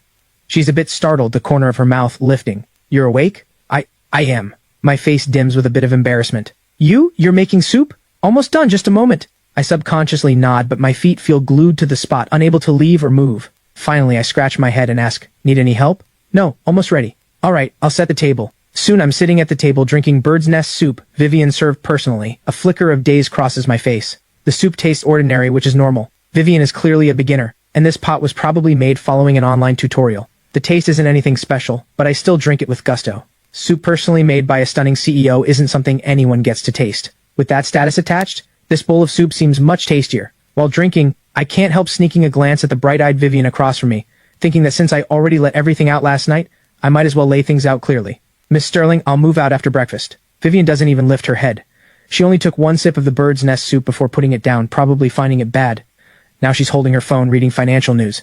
Seeing she doesn't respond, I continue. I've put a deposit on a place with an agency near the film studios. I should hear back in a day or two. At this, Vivian suddenly lifts her head and coldly says, have I treated you badly in these 3 years? I quickly say, Miss Sterling, I'm grateful for your care. Not only did you give me 5 million, I've also lived well here.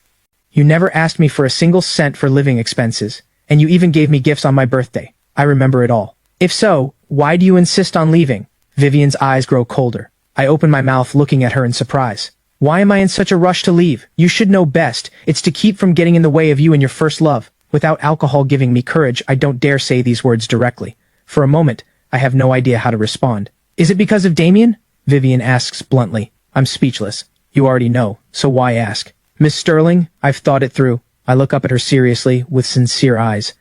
Your secretary Tessa told me the reason you signed this contract with me was to spite your boyfriend. Now that he's back, this contract no longer needs to exist. If I stay, it might even cause misunderstandings for your boyfriend. So me leaving now is best for everyone. Don't you think? Of course I won't take advantage of you. The 140,000 for the remaining month, I'll pay you back as soon as I can. Vivian's brows knit tightly together, and she doesn't speak for a long time. I let out a breath of relief. She must have taken it in. Looks like this can be settled smoothly today. From now on, we go our separate ways, owing nothing to each other. Maybe this is a good thing for everyone. I tactfully stand up and leave, wash the dishes in the kitchen, and casually head to my room to grab my things. Just as I'm about to leave, Vivian's cold voice comes from behind me. You just try walking out. I'm a businesswoman. Since I gave you the money, you have to fulfill your duty. Before the time is up, you go nowhere. Don't bring up that 140,000 again. I don't need the money. You stay right here until the contract ends. You dare leave, you just try me. My body stiffens. I stare blankly as she grabs her bag, slams the door, and leaves. My face turns bitter. I want to ask her, do you need to see a doctor? A perverted habit this serious is a disease too, forcing me to stay just for that thrill.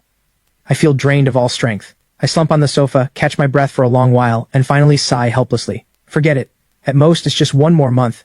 Grit my teeth and it'll pass. Since I've decided to stay, I won't agonize over moving anymore. The priority now is to find a way to make money. Grandpa Hayes needs 3 doses of targeted therapy drug per month, which costs 600,000. That's an astronomical figure to me. I wonder how Lily is doing on her end. I'm about to call Lily to check, but before I can, Lily's call comes in first. Ethan, come to Yorkfield Plaza now. Big opportunity. Okay, I'll be right there. I perk up, quickly fix my appearance, put on a more business-style outfit and head out, grabbing a cab to Yorkfield Plaza. Lily. The moment I get out of the cab, I see Lily, elegantly dressed, waiting at the entrance. She quickly walks over. I'll cut to the chase. You know the tale of Hannah, right? I nod. This drama is a major production with an investment of over $200 million and a luxurious cast. The female lead is Coralie, the actress with the strongest viewership pull. Several veteran actors have joined as well, and the national TV network has long secured the broadcasting rights. Word has been spreading that the drama is in full casting mode. A nobody like me wouldn't even dare dream of a production this big. If a drama this scale isn't too bad, even a slightly standout supporting role can give an actor a popularity boost. All the big agencies are pulling out all the stops to get their artists in. I'm not signed to any agency, just listed under Skyline Entertainment with very limited resources. I don't even have the standing to compete. The third male lead was originally given to Wesley from Rockstone Entertainment, but Wesley had bad luck. 2 days ago he had a sudden appendicitis attack and he's still in the hospital. Lily smiles brightly. I talked my throat dry to get this from Rockstone Entertainment, but it's only an audition. Whether you get it depends on you. I'm pleasantly surprised. Third male lead. With my track record, I wouldn't even get a shot at auditioning. Lily has done so much already. Lily, I'll do my best. Lily looks at my handsome face and smiles. Of course I believe in you. Too bad time is tight. The audition is soon. Read the script first. My audition is set for 2:30 in the afternoon. I have just over 5 hours, so I don't waste a second. The moment I get the script, I dive into it hungrily.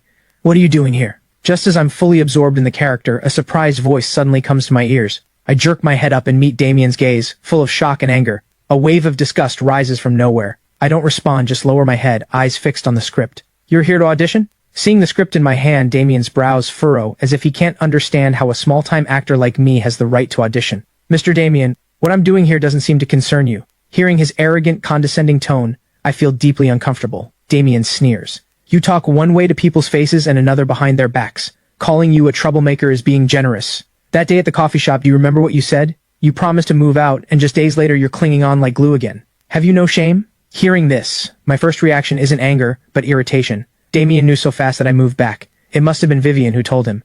I can't figure out what this woman wants. On one hand, she forces me to stay with her hard stance, and on the other, she stirs up trouble with her first love. What does she want? For the first time, resentment toward Vivian rises in my heart. Even though I'm her employee and took her money, that doesn't mean she can trample on my dignity so freely. Mr. Damien, did you come to the wrong person? I say flatly. Do you think I could move back without Vivian's permission? Seeing Damien's stunned expression, I continue.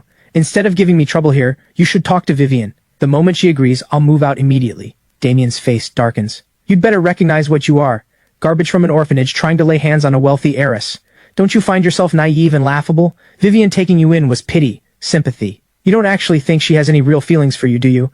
I'm warning you, get as far away as you can. If you dare cling to Vivian, I'll make sure you can't survive in Yorkfield. At this, he suddenly puts on a mocking smile.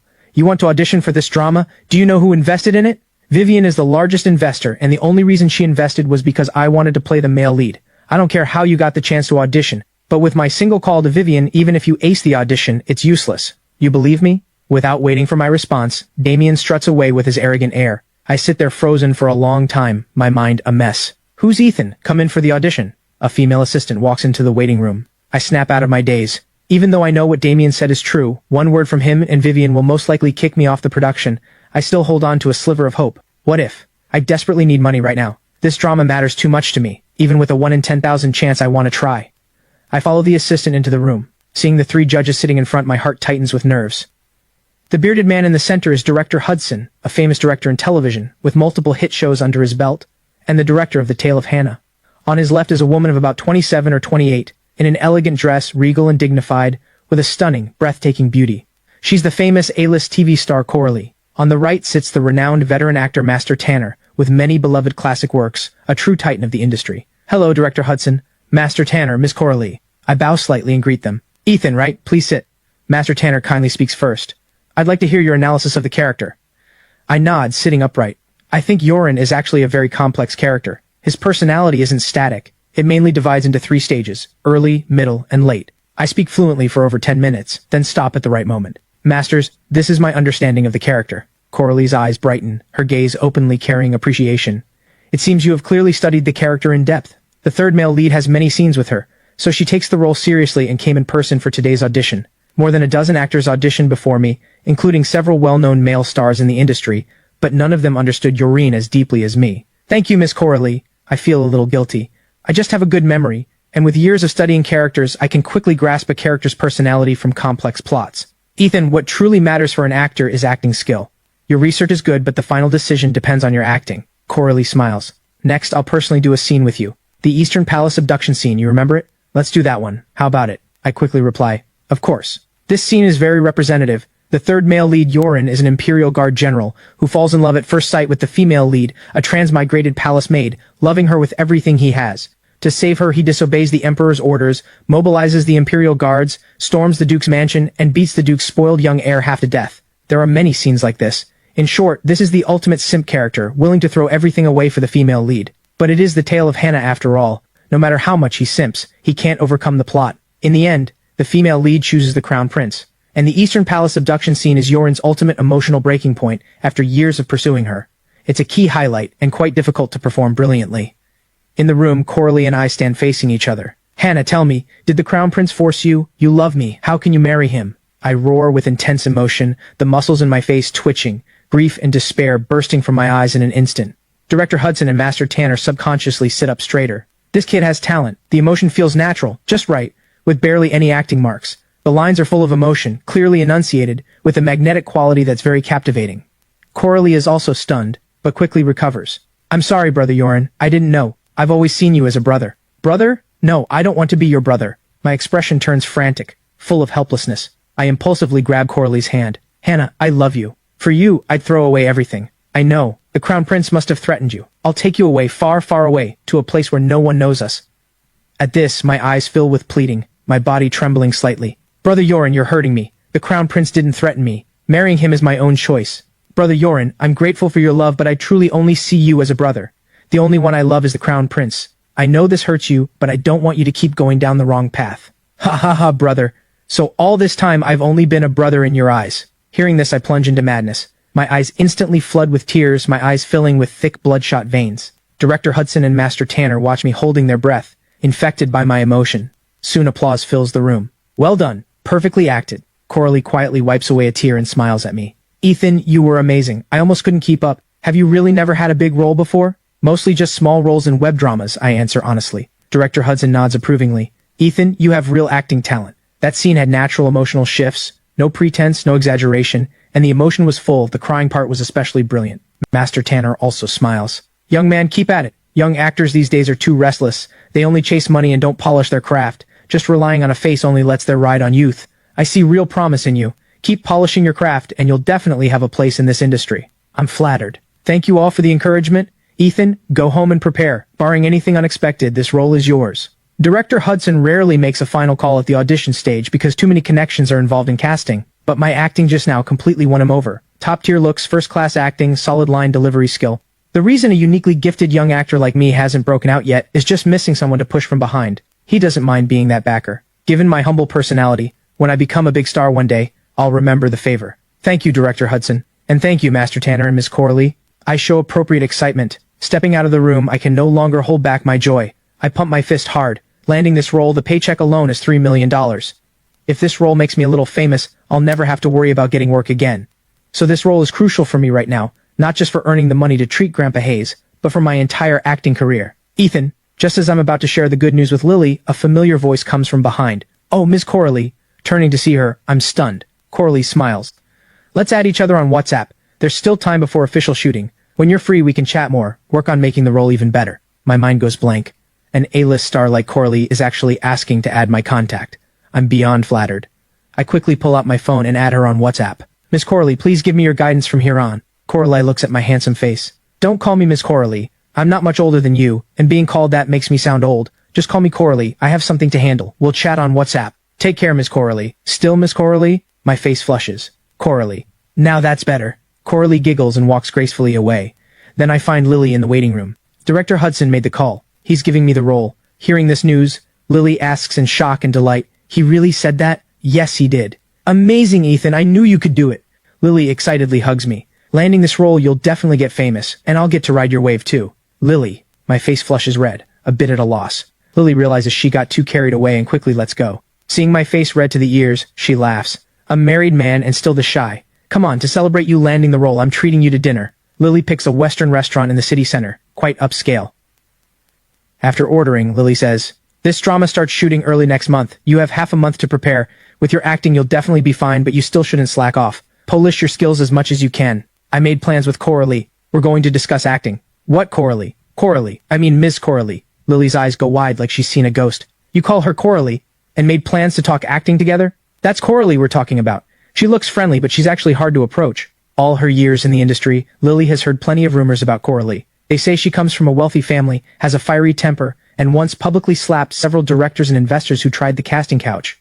In dramas, she plays leading ladies, and in real life, she's just as much a queen.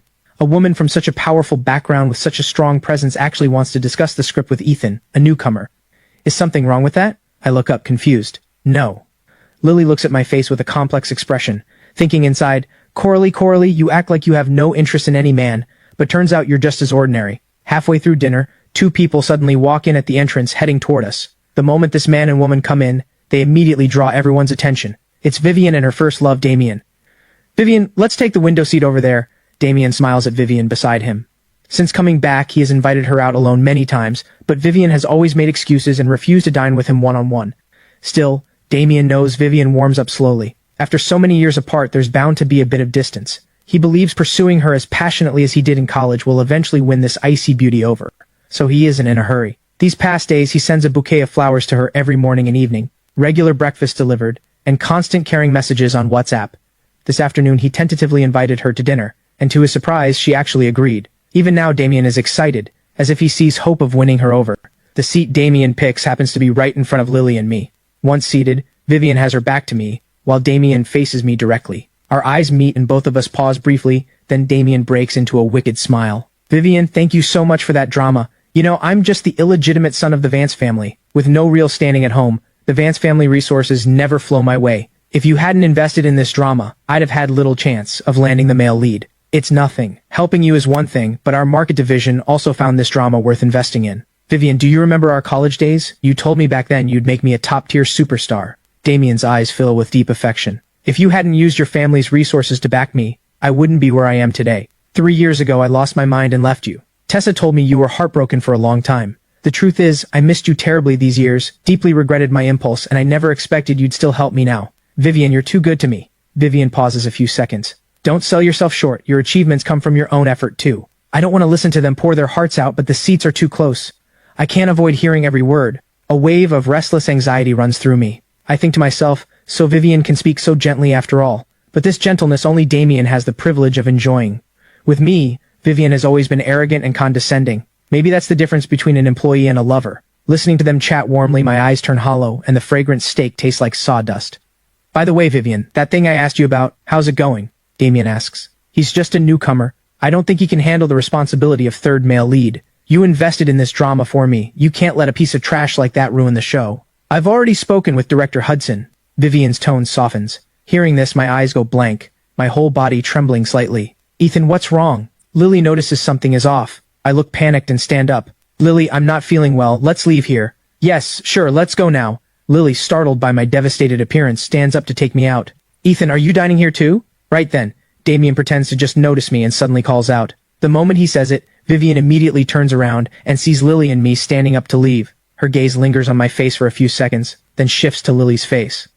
Lily is past 30, but her natural looks are excellent, and being skilled with makeup, she looks graceful and elegant under her refined makeup. gentle and lovely, enough to draw most men's attention. In the year plus that I've worked with Lily, although she has dropped me off at the Villa Gate many times, she has never met Vivian.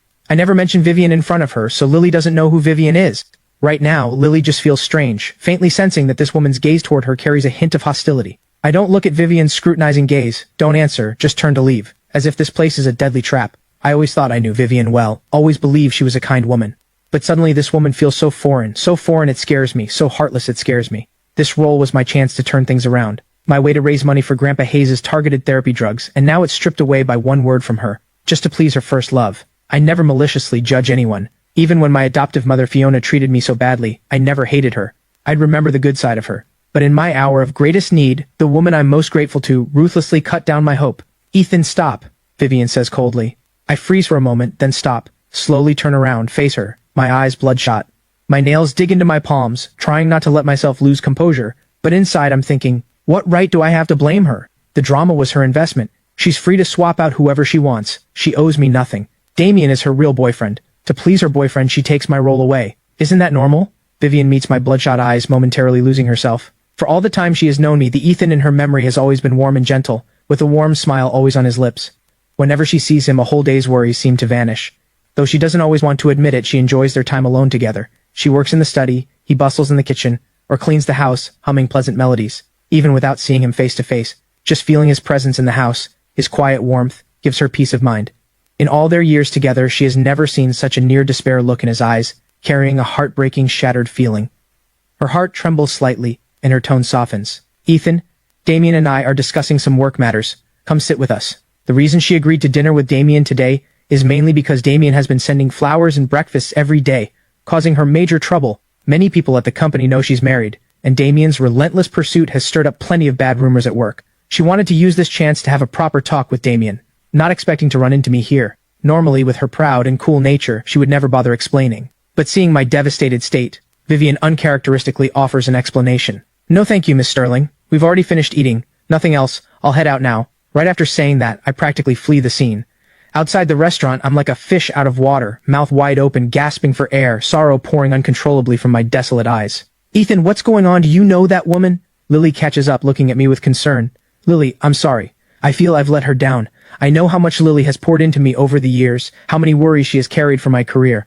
There were several good opportunities before, but they required filming out of province for long stretches. Having signed the contract with Vivian, I always put her first, to do right by that 5 million, and with Grandpa Hayes to look after, I painfully gave up those opportunities. But Lily has always respected my decisions, never complaining. Landing the Yorin role this time, I wanted to share with Lily right away, because it would not only launch my career, but also lift Lily's career. In the end, I disappointed her. Deep guilt churns inside me. Why are you saying sorry to me out of nowhere? Lily is confused. The role might be gone. Lily's eyes go wide instantly. Why? I don't want to hide it from her anymore. The woman just now is my wife. She's very wealthy, and one of the investors of the Tale of Hannah. She's your wife? Lily is shocked. I laugh at myself. Do you think I'm worthy of her? The truth is, we're just in a fake marriage. The contract has 1 month left, then it ends. Lily is stunned, never imagining things would be this way. You should have recognized the man with her, Damien. He's her boyfriend. Now you know why Damien dislikes me. I smile bitterly. She invested in this drama mainly for Damien so he could play the male lead. With Damien hating me this much, why would he let me play the third male lead? You heard them just now. They've already decided to take the role from me. It's a lot to process. Lily takes a long time to come back to her senses, then comes endless rage. They're bullying you too much. Forget it, I sigh. It's her investment. She has the right to use whatever actor she wants. But you've been her husband for all these years. Even if it's fake, she shouldn't be this cold-hearted.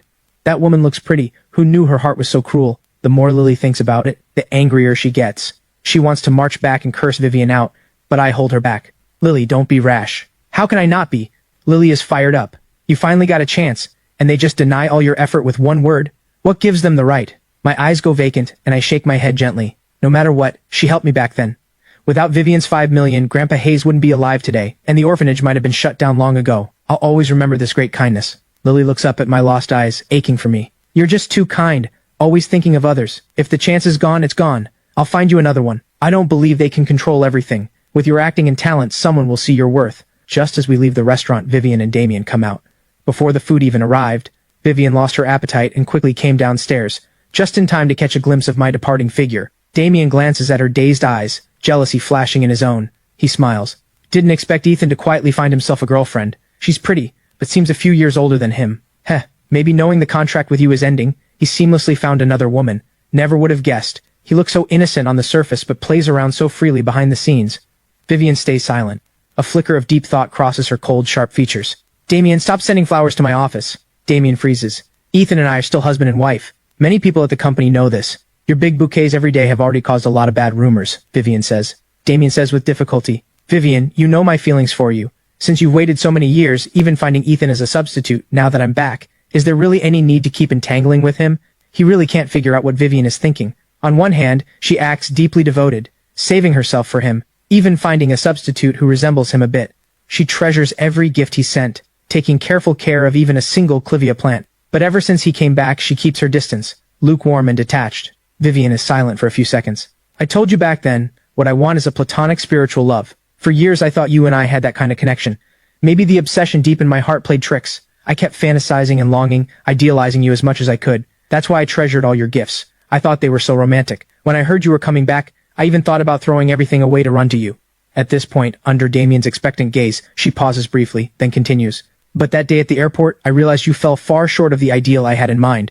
I felt no real anticipation, no real joy. Why is this happening? Hearing this, Damien clenches his fists, his eyes filled with frustration.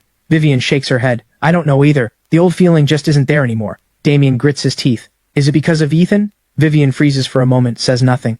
What does he have? No career, no background. He may be handsome, but I'm more handsome than him. In what way am I worse than him? Damien almost roars. Vivian looks up at him, a hint of pity in her eyes. You don't need to be like this. Vivian, I know I was wrong back then. I shouldn't have acted on impulse forcing you that way. Give me one more chance, please. I'll respect you. I'll never force you to do anything you don't want. Damien pleads. Vivian doesn't answer, just turns and walks toward the parking lot. Ethan, you damned bastard. Damien curses through gritted teeth. I'm not done with you. On the way home, I receive a call from Director Hudson. Yes, Director Hudson, I understand. It's fine. I know some things are out of your control. I don't blame you. I'd be honored to hear your guidance another time. On the phone, Director Hudson sincerely apologizes, says he thinks highly of me. This time it's due to forces beyond his control. There was simply no way to make it work. For his next drama, if there's a suitable role, he'll invite me to audition. Though I already guessed the role was lost, hearing the actual call still leaves me with a sense of loss. This was a real opportunity, but things didn't go my way. So now I need to find another way to earn the money for Grandpa Hayes' targeted therapy drugs fast. Folks, this is the famous estates in Yorkfield. Just as I reach the gate, a bleached blonde guy walks toward me, followed by a whole team. Looks like he's live streaming. They say a single villa here goes for over $100 million minimum, and the front row units, the most prestigious ones, go for over $1 billion. Folks, today I'm going to take you inside to see for yourselves. Watching this scene, I suddenly remember the original owner of this body was a content creator on a platform too. His account name was Riding the Wind, verified as an independent musician. I pull out my phone and check. There are dozens of videos, only 3 originals, most are covers. The original owner's personality was similar to mine, a bit shy, so none of the videos showed his face. With his karaoke-level singing skill, the videos didn't get many likes. The most popular one only got around 70 or 80,000. Should I record an original piece of music and post it? The idea suddenly hits me. At my current level, finding another opportunity like the tale of Hannah would be extremely hard. Earning enough for the targeted therapy drugs through acting isn't realistic. Maybe being a music influencer would be a good way to make money. After all, in my previous life, I worked at a record label, systematically trained, skilled in lyrics, composition, and arrangement. My mind holds a huge library of works from my previous life. If I can bring them to this world, maybe I can even break out. Once the idea takes hold, it spreads like wildvines through my mind. Back home, I immediately grab pen and paper. In under 10 minutes, a complete melody and lyrics are perfectly reproduced. At the same time, I download software on my computer and start arranging. I work until 5 in the afternoon. A complete song finally takes shape. Without professional audio recording equipment, the video quality isn't ideal, but with these conditions, I can't ask for more. I log on to the copyright registration site and register the copyright first. Then I write a caption and upload the video to the platform. After stretching, I check the time and see it's almost 6. I quickly head to the kitchen to cook. But just as I finish cooking, the door opens. Vivian is back. You're home. Let's eat. My gentle voice greets her. She looks up at me as if checking my mood, and only nods after seeing I'm normal. She goes to the bedroom. After a while, she comes out in pajamas, her hair down from its sharp updo to a relaxed, loose fall. Dinner is quiet, as always. After eating, I go wash the dishes, and just as I'm about to head back to my room, Vivian calls out to me. Ethan, let's talk. I pause briefly, secret joy rising inside. Could it be about ending the contract? That would be great. To say I have no resentment toward Vivian over today, that would be impossible. That role meant too much to me. But I also considered, she put real money into the drama. Who she uses is her business. Besides, Damien is her real boyfriend. She loves him so much. Sweeping me out the door for him isn't wrong. And without that 5 million life-saving money back then, Grandpa Hayes wouldn't be alive today. That's a debt of saving a life. Even with regret and dissatisfaction, Vivian's coldness toward me isn't really a crime. What right do I have to blame her? Miss Sterling, I know what you're going to say. It's about ending the contract, right? I beat her to it. Alright, I agree. Can you spare some time tomorrow morning? Let's go to the marriage registry and file the divorce. Hearing this, Vivian is shocked. She didn't bring me over for this. She never thought of ending the contract early. She just noticed how tired I looked at dinner and was worried about my health, planning to ask how I was, never expecting I would bring up divorce. Her face darkens instantly. Ethan, there's no need for this. When we signed the contract, we agreed it was only a working relationship. That marriage certificate was just so you wouldn't get the wrong ideas. Do you understand? I freeze. Over the years, I've heard similar words from Tessa many times, and Damien has said the same to me, but it's the first time these words have come from Vivian's own mouth. In that moment, my heart suddenly tightens, but the feeling fades quickly, until everything is clear. Vivian regrets her words the moment they leave her mouth. She doesn't know why she said them. She just felt like I might be jealous of Damien, which annoyed her, and subconsciously she wanted to crush such thoughts to spare us trouble. Don't worry, Miss Sterling, I know my place, I know my position. I'd never have any improper thoughts. After the contract ends, I'll stay far away from you and Mr. Damien. I'll never cause any trouble for you both. Rest assured. Hearing this, Vivian gets even more annoyed, says, do as you wish, and walks into the study. My gaze follows her, and when I pull it back, it's full of self-mockery. I had been thinking of getting out of this villa quickly, if only for my own dignity. Leaving on my own and being kicked out are two different things. But since Vivian insists I stay, I'll see out this last month, enduring whatever humiliation comes. After all, I took her 5 million life-saving money. The next morning I get a call from Lily. Ethan, something big happened. Her tone is urgent. My heart sinks. Lily, what's wrong? Someone in the industry has issued a blacklist order to ban you.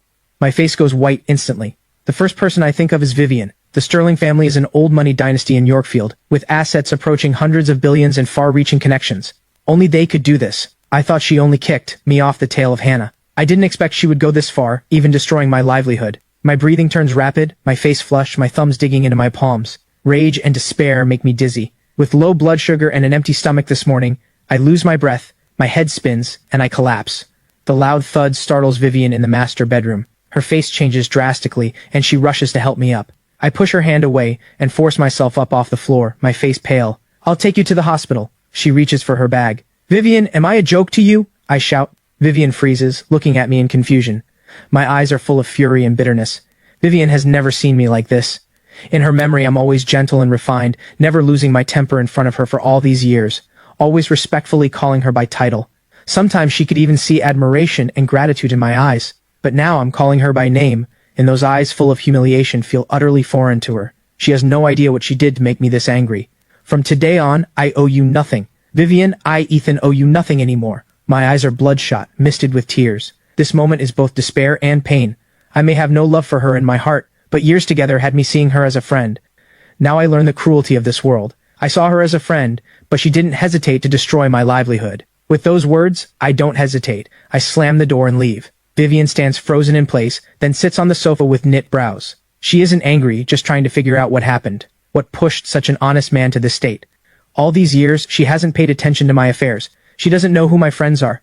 Beyond knowing I'm a small-time actor, she knows nothing else, and she wouldn't know where to start looking. Finally, she walks into my bedroom. Ever since I moved in, she has never entered out of propriety. Last time she found me secretly playing the piano she planned to give Damien, she only stood at the door and scolded a few words. The room is kept extremely clean. The bedding is neatly folded, everything organized, giving off a fresh feeling. Walking in, you can smell something pleasant, a faint masculine scent. Vivian's gaze first settles on the piano. Back then, Damien said he liked this piano. At the time, Vivian was swamped with a project and didn't buy it for him in time. Later, when Damien left in anger to study abroad, Vivian, to make up for the guilt she felt, bought this piano, planning to give it to Damien when he returned. That's why she cherished it so much. That day she rarely came home from work early and saw me sitting at the piano playing. She was furious. This piano was her atonement, her guilt toward Damien. She wanted to see Damien play the first note on this expensive piano and feel his joy. But now this piano was touched by someone else, which made her feel it had been tainted. At that time, she scolded me with unprecedented harshness. I still remember how anxious I was, apologizing nonstop, promising never to touch it again. After that, I never touched the piano again. This piano became like a nightmare to me. The whole room is spotless, only the piano has a thin layer of dust. Her scolding made me afraid to touch it ever again. Vivian's gaze drifts for a moment. Did she go too far? She knew I loved music. Many times she heard me practicing vocals from this room. I just enjoyed it. What harm would it have done to let me play? It wouldn't damage anything. Besides, her fantasies and passion for Damien gradually faded after that first meeting at the airport. That's why she has never brought up giving the piano to Damien. Her eyes shift uncertainly. Vivian slowly turns her gaze away, settling on the desk. Seeing a script lying there, Vivian is curious. She wants to know what drama I'm working on. She happens to own a film company. If possible, maybe she can quietly send me some resources. She opens the script and freezes. The Tale of Hannah. It's actually this drama. She remembers this one clearly. Her own film company is the lead investor. 2 days ago, Damien came to her saying he was excited about this drama, wanting to play the male lead. Vivian didn't agree right away. She called the project manager and the director to discuss. Damien's acting is ordinary. Better than those who just stare and count numbers, but not by much. But his looks fit the male lead well, and combined with his popularity, after some discussion they decided to cast him as the male lead. She never expected I'd also be involved in this drama. Yorin is the third male lead in this drama. Seeing me mark Yorin's scenes in red pen, her expression turns shocked, and suddenly she remembers yesterday afternoon. Why was Ethan so devastated? Last time when she and Damien talked about removing me from the cast, I was sitting right next to them, so I must have heard every word and thought she deliberately took the role away, which is why I looked so desperate. Her hands tremble slightly. She thinks of my hysterical state earlier, and her heart aches. She had no idea about this. She didn't know the Yorin role had been given to me. This morning, Damien called her, telling her angrily that some young actor pulled strings and grabbed the important third male lead role. This young actor had no acting skill, no fame, just someone who got in through connections. With him in the cast, the drama would surely flop. Vivian normally hates this kind of connection-based casting most, and she invested $100 million in this drama. She wants it to make money. How could she allow a single bad apple to ruin the whole show? But she isn't one to take sides blindly. She called the project department, confirmed it, and then had them contact director Hudson. But she never expected the so-called connection person Damien mentioned was me. Vivian's face slowly darkens. She knows exactly who I am. Besides her, a wife on paper, what other connections do I have? All these years, I've never asked her for anything, and even if I had connections, with my personality, I'd never pull strings to get in through the back door. Realizing Damien had deceived her, disappointment rises in Vivian's heart. She has always held hope for Damien, hoping he would build a career in entertainment, move her family, get them to accept him. If he could move her heart again, she might give him another chance. But now Damien is using such dirty tactics to crush a non-existent rival, borrowing her hand to fire me, which makes her feel insulted. If she hadn't accidentally seen Ethan's script today, she might have been kept in the dark about this whole thing. Right after, Vivian calls Director Hudson. "Miss Sterling, please don't take offense," Director Hudson suddenly says. Vivian comes back to her senses. "What did you say? I don't know how Ethan offended you, but firing him is one thing. Blacklisting him isn't necessary. He's a good seedling. It would be a shame to ruin him." Not long ago, Director Hudson received a call from Lily asking if he knew who was blacklisting me in the industry. He immediately thought of Vivian. After all, a nobody like me hasn't offended anyone. Other big families wouldn't do this. Only Vivian, who just kicked me off the production, had the motive and the means. Director Hudson truly admires me, and couldn't help speaking up for me. Vivian's voice turns sharp. She asks gravely, "What did you just say? Ethan has been blacklisted? Who issued the order?" Her nature is cool. She rarely shows emotion. Even in the cutthroat business world, she rarely shows excess emotion. But right now she loses her composure, shooting up from her seat. Director Hudson is surprised and quickly explains. "Sorry, Miss Sterling, I may have misread the situation. After all, the only one with both the means and motive is you." Vivian understands his meaning. Blacklisting someone in the entertainment industry is hard. It requires strong capital and connections, and the Sterling family has exactly that. Combined with her kicking me off the production yesterday, Director Hudson naturally made that guess. Vivian pauses, her voice cold and firm. "This wasn't me, but I'll get to the bottom of it. Has the Yorin role been cast?" Director Hudson answers. "Yes, it's settled. We chose Dustin from your company. The contract was signed yesterday afternoon." Vivian responds with a soft sound, then hangs up. She holds her phone, standing frozen for a long time before slowly snapping out of it. She drives to the office. At the office, Secretary Tessa notices Vivian arrived late today and brings her a cup of hot tea. "Miss Sterling, why are you so late today?" Vivian doesn't like coffee. She only likes tea, especially tea from the South. She's usually highly disciplined, a workaholic, rarely lingering outside work hours. Being this late to the office is rare. Vivian gives an order. "Have Stanley from Greenstone Pictures come over?" Tessa nods in confirmation. Less than half an hour later, a middle-aged man in gold-rimmed glasses walks in, greeting her with a fawning smile. "Miss Sterling, you wanted to see me?" Vivian narrows her eyes and looks him up and down for a moment, then coldly asks, "Stanley, the company has treated you well over the years, hasn't it?" Stanley's forehead breaks into sweat. He answers nervously, "Miss Sterling, I always remember your kindness. Did something happen?" Vivian lifts her eyes and looks at him coldly. "The actor for the Yorin role, you personally investigated, didn't you?" Stanley is alarmed. "Didn't Damien say Vivian wouldn't look into it?" "Who told you to do this?" Vivian's voice gets colder. Stanley looks miserable. This time he's truly been ruined by Damien. Because of his work, he often crosses paths with Damien. He also knows Damien is close to Vivian, so when Damien asked him for this favor, he agreed without hesitation. He never imagined a big figure like Vivian would question him over this. "Miss Sterling, this isn't my fault. Mr. Damien came to me, said it was your arrangement." Stanley quickly shifts all the blame onto Damien. "Go to finance and collect this month's salary. You don't need to come to work tomorrow," Vivian says coldly. Hearing this, Stanley's face goes pale.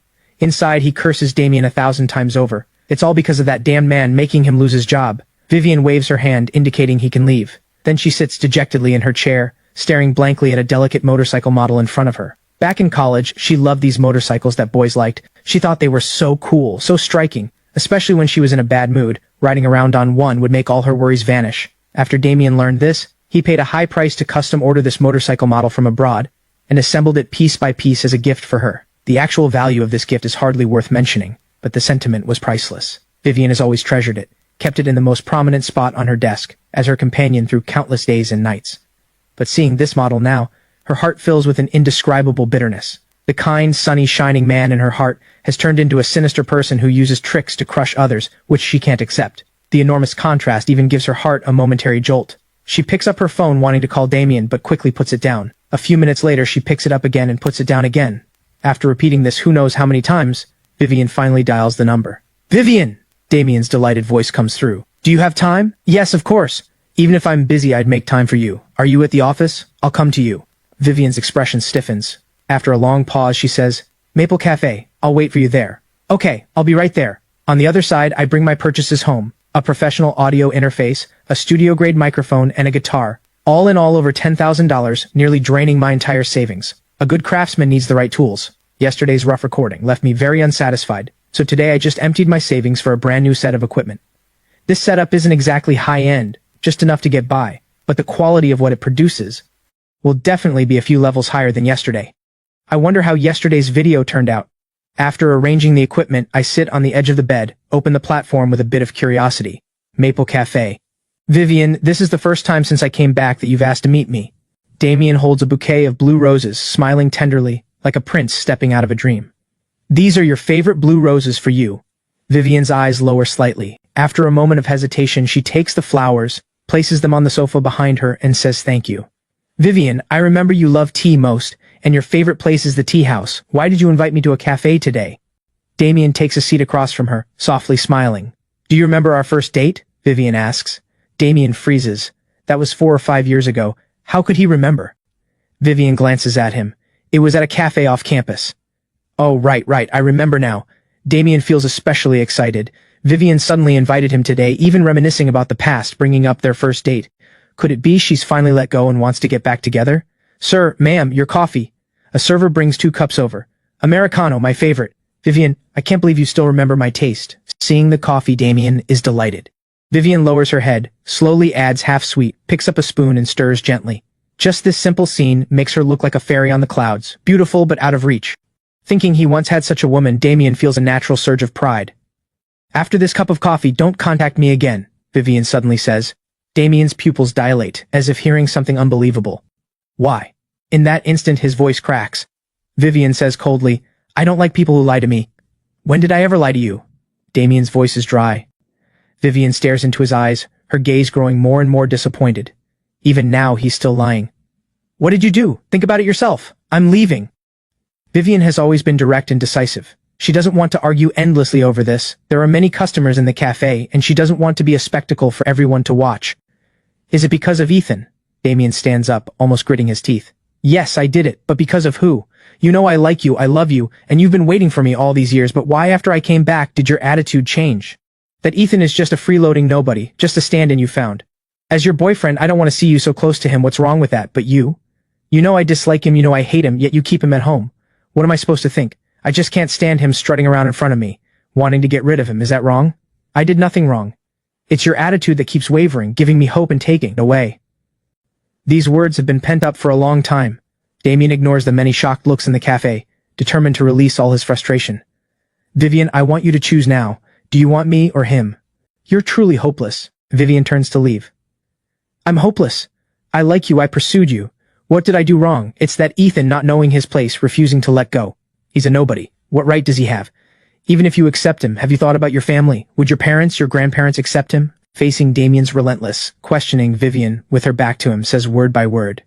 Enough, Damien. I did give you hope, but that was for the kind and sunny Damien I expected, not for this petty, vicious one. I thought you were a man with ambition, one who would carve out a place in the entertainment world. That way, even if my family objected, you'd have what it takes for me to defend you. But what did you do? Your fame did rise, but you got complacent, content to be just a traffic star. You don't improve your acting, you don't practice singing, and now you're jealous of a small-time actor, even putting a blacklist on him. Vivian's expression grows colder. Tell me, what right do you have to expect me to love you? Besides, Ethan and I are only in a contract relationship, basically roommates. There's nothing between us, so what are you jealous of? He's diligently taking care of me all these years, never asking for anything. You want to be my boyfriend but won't repay kindness, fine. But to destroy his career? How can you be so vicious? Damien's face turns ashen. As Vivian turns to leave, Damien finally panics. Vivian, I was wrong. At the time, I did these things out of fear of losing you.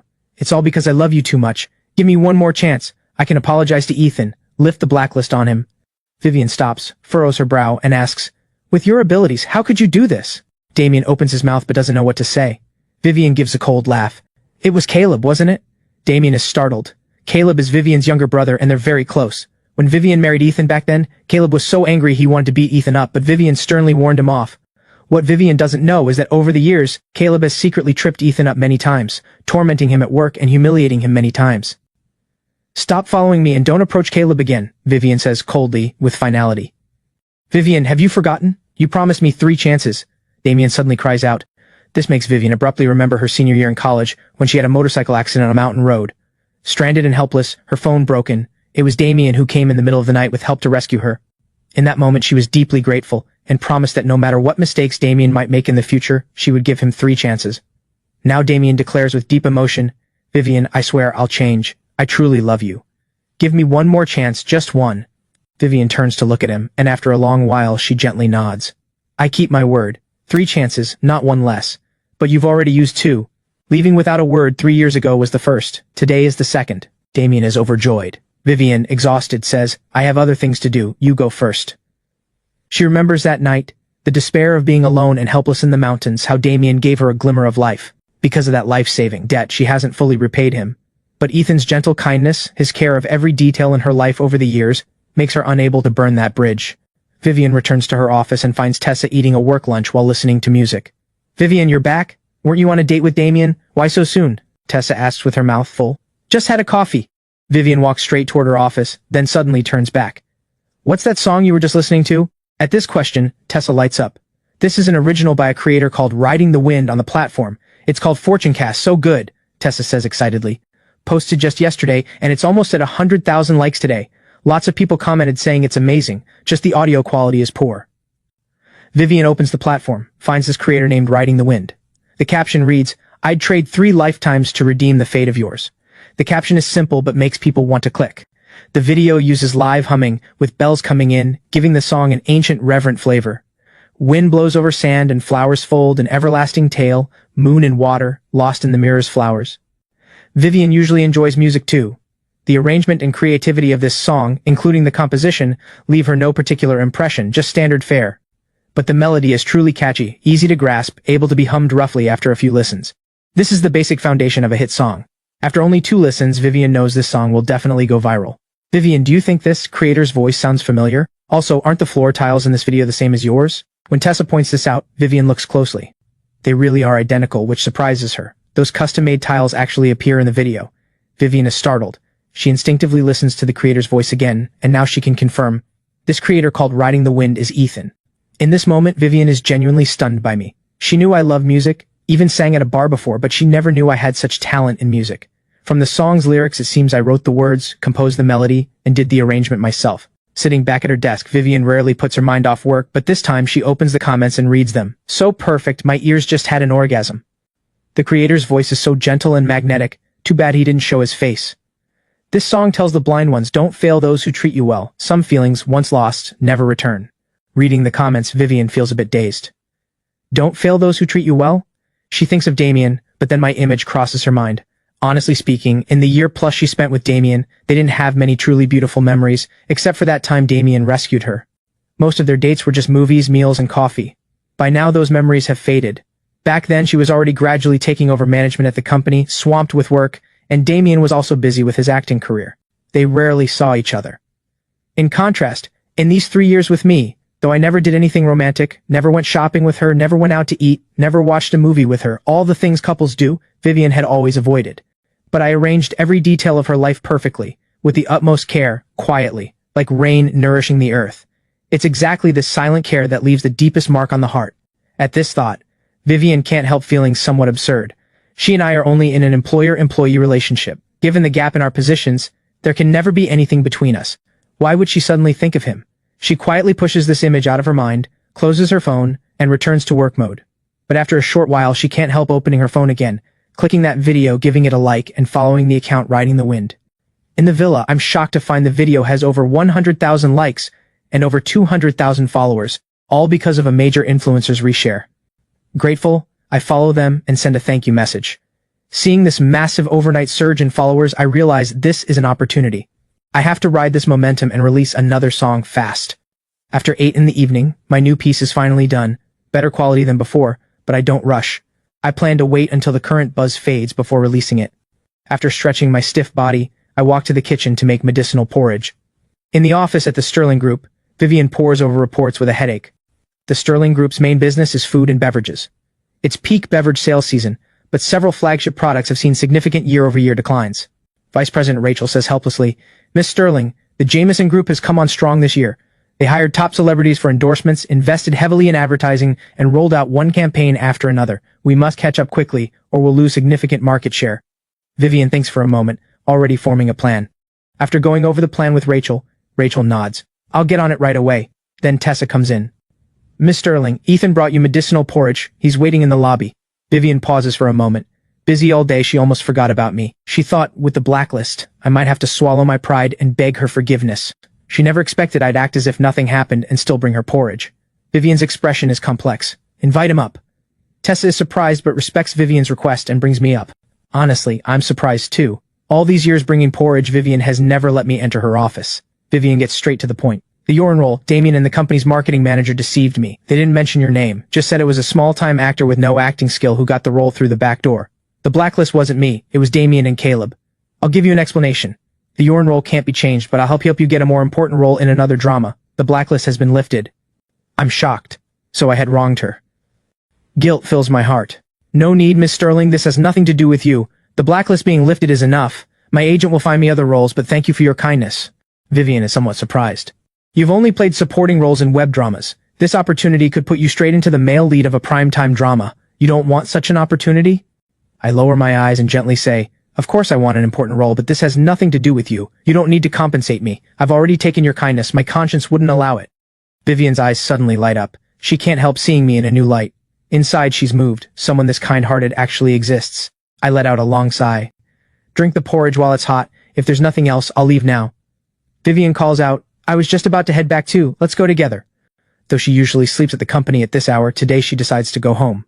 I start the car and softly remind her, "Miss Sterling, you have a weak stomach. Drink the porridge on time every day." Vivian eats the porridge in small bites, her heart warming. Looking at my profile, she feels an unexplainable familiarity.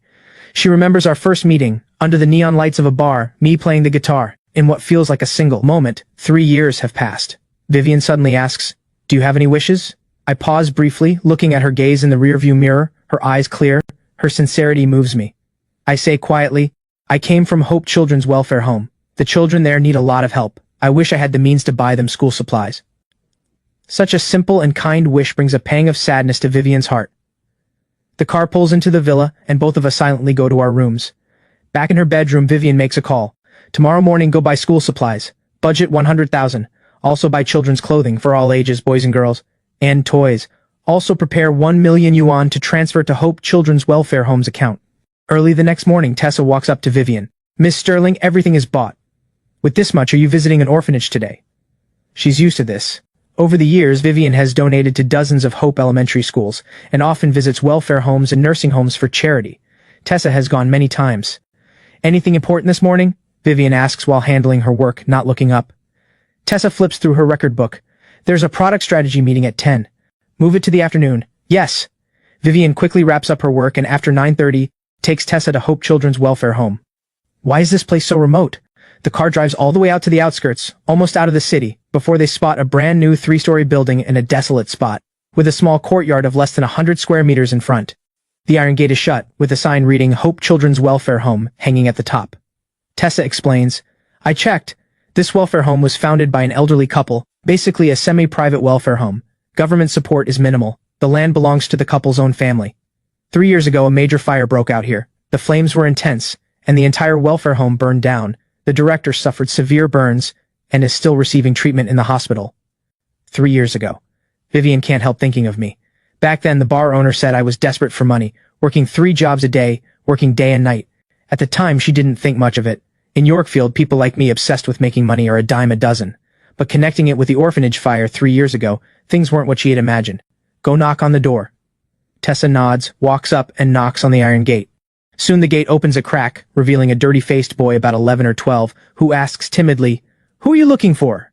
I'm looking for Granny Holloway. Is she here? Tessa asks with a smile. Yes, I'll go get her. The boy wipes his nose and runs off barefoot. A few minutes later, the boy returns with a silver-haired old woman, her face deeply lined with age, followed by a group of curious boys and girls. You must be Granny Holloway. Hello, we're from the Sterling Group. This is our boss, Ms. Vivian Sterling. Tessa steps forward and shakes hands. We came to donate some supplies. We hope we're not disturbing you. Hearing it's a donation, Granny Holloway becomes very warm, quickly inviting them in. Tessa directs the staff to bring in the school supplies, clothes, and toys. Miss Sterling, Tessa, we don't have good tea here. Please make do. Granny Holloway personally brews them tea. Granny Holloway, you're too kind, Tessa says with a smile. I heard you and your husband founded this welfare home together. Taking care of so many children must be hard. It really is. Granny Holloway gives a kind smile. These children have no parents. The hardest times are when they miss their parents. It's truly heartbreaking. Vivian picks up her tea and walks around the room. The room is filled with photos and trophies, and half a wall is covered with certificates. Vivian is amazed to find nearly half of them are mine. Granny Holloway, is Ethan very accomplished? He won so many awards. Vivian asks in a daze. Of course. At the mention of my name, Granny Holloway's face lights up, her eyes full of pride. This child is the most outstanding I've ever met.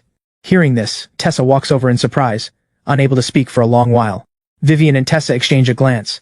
Tessa asks curiously, what exactly happened 3 years ago? Granny Holloway lets out a heavy sigh. An electrical short caused a fire. It consumed the entire orphanage. My husband, ignoring the danger, rescued the children one by one, but suffered extensive burns all over his body. When Ethan heard, he resolutely dropped out of Yorkfield Drama Academy and worked 3 jobs a day to raise money for Hayes' surgery. Granny Holloway sheds tears. This child has loved acting since he was small. He often told me and Hayes he'd be a big star one day, but to treat Hayes he gave up his dream without hesitation. Vivian is deeply moved.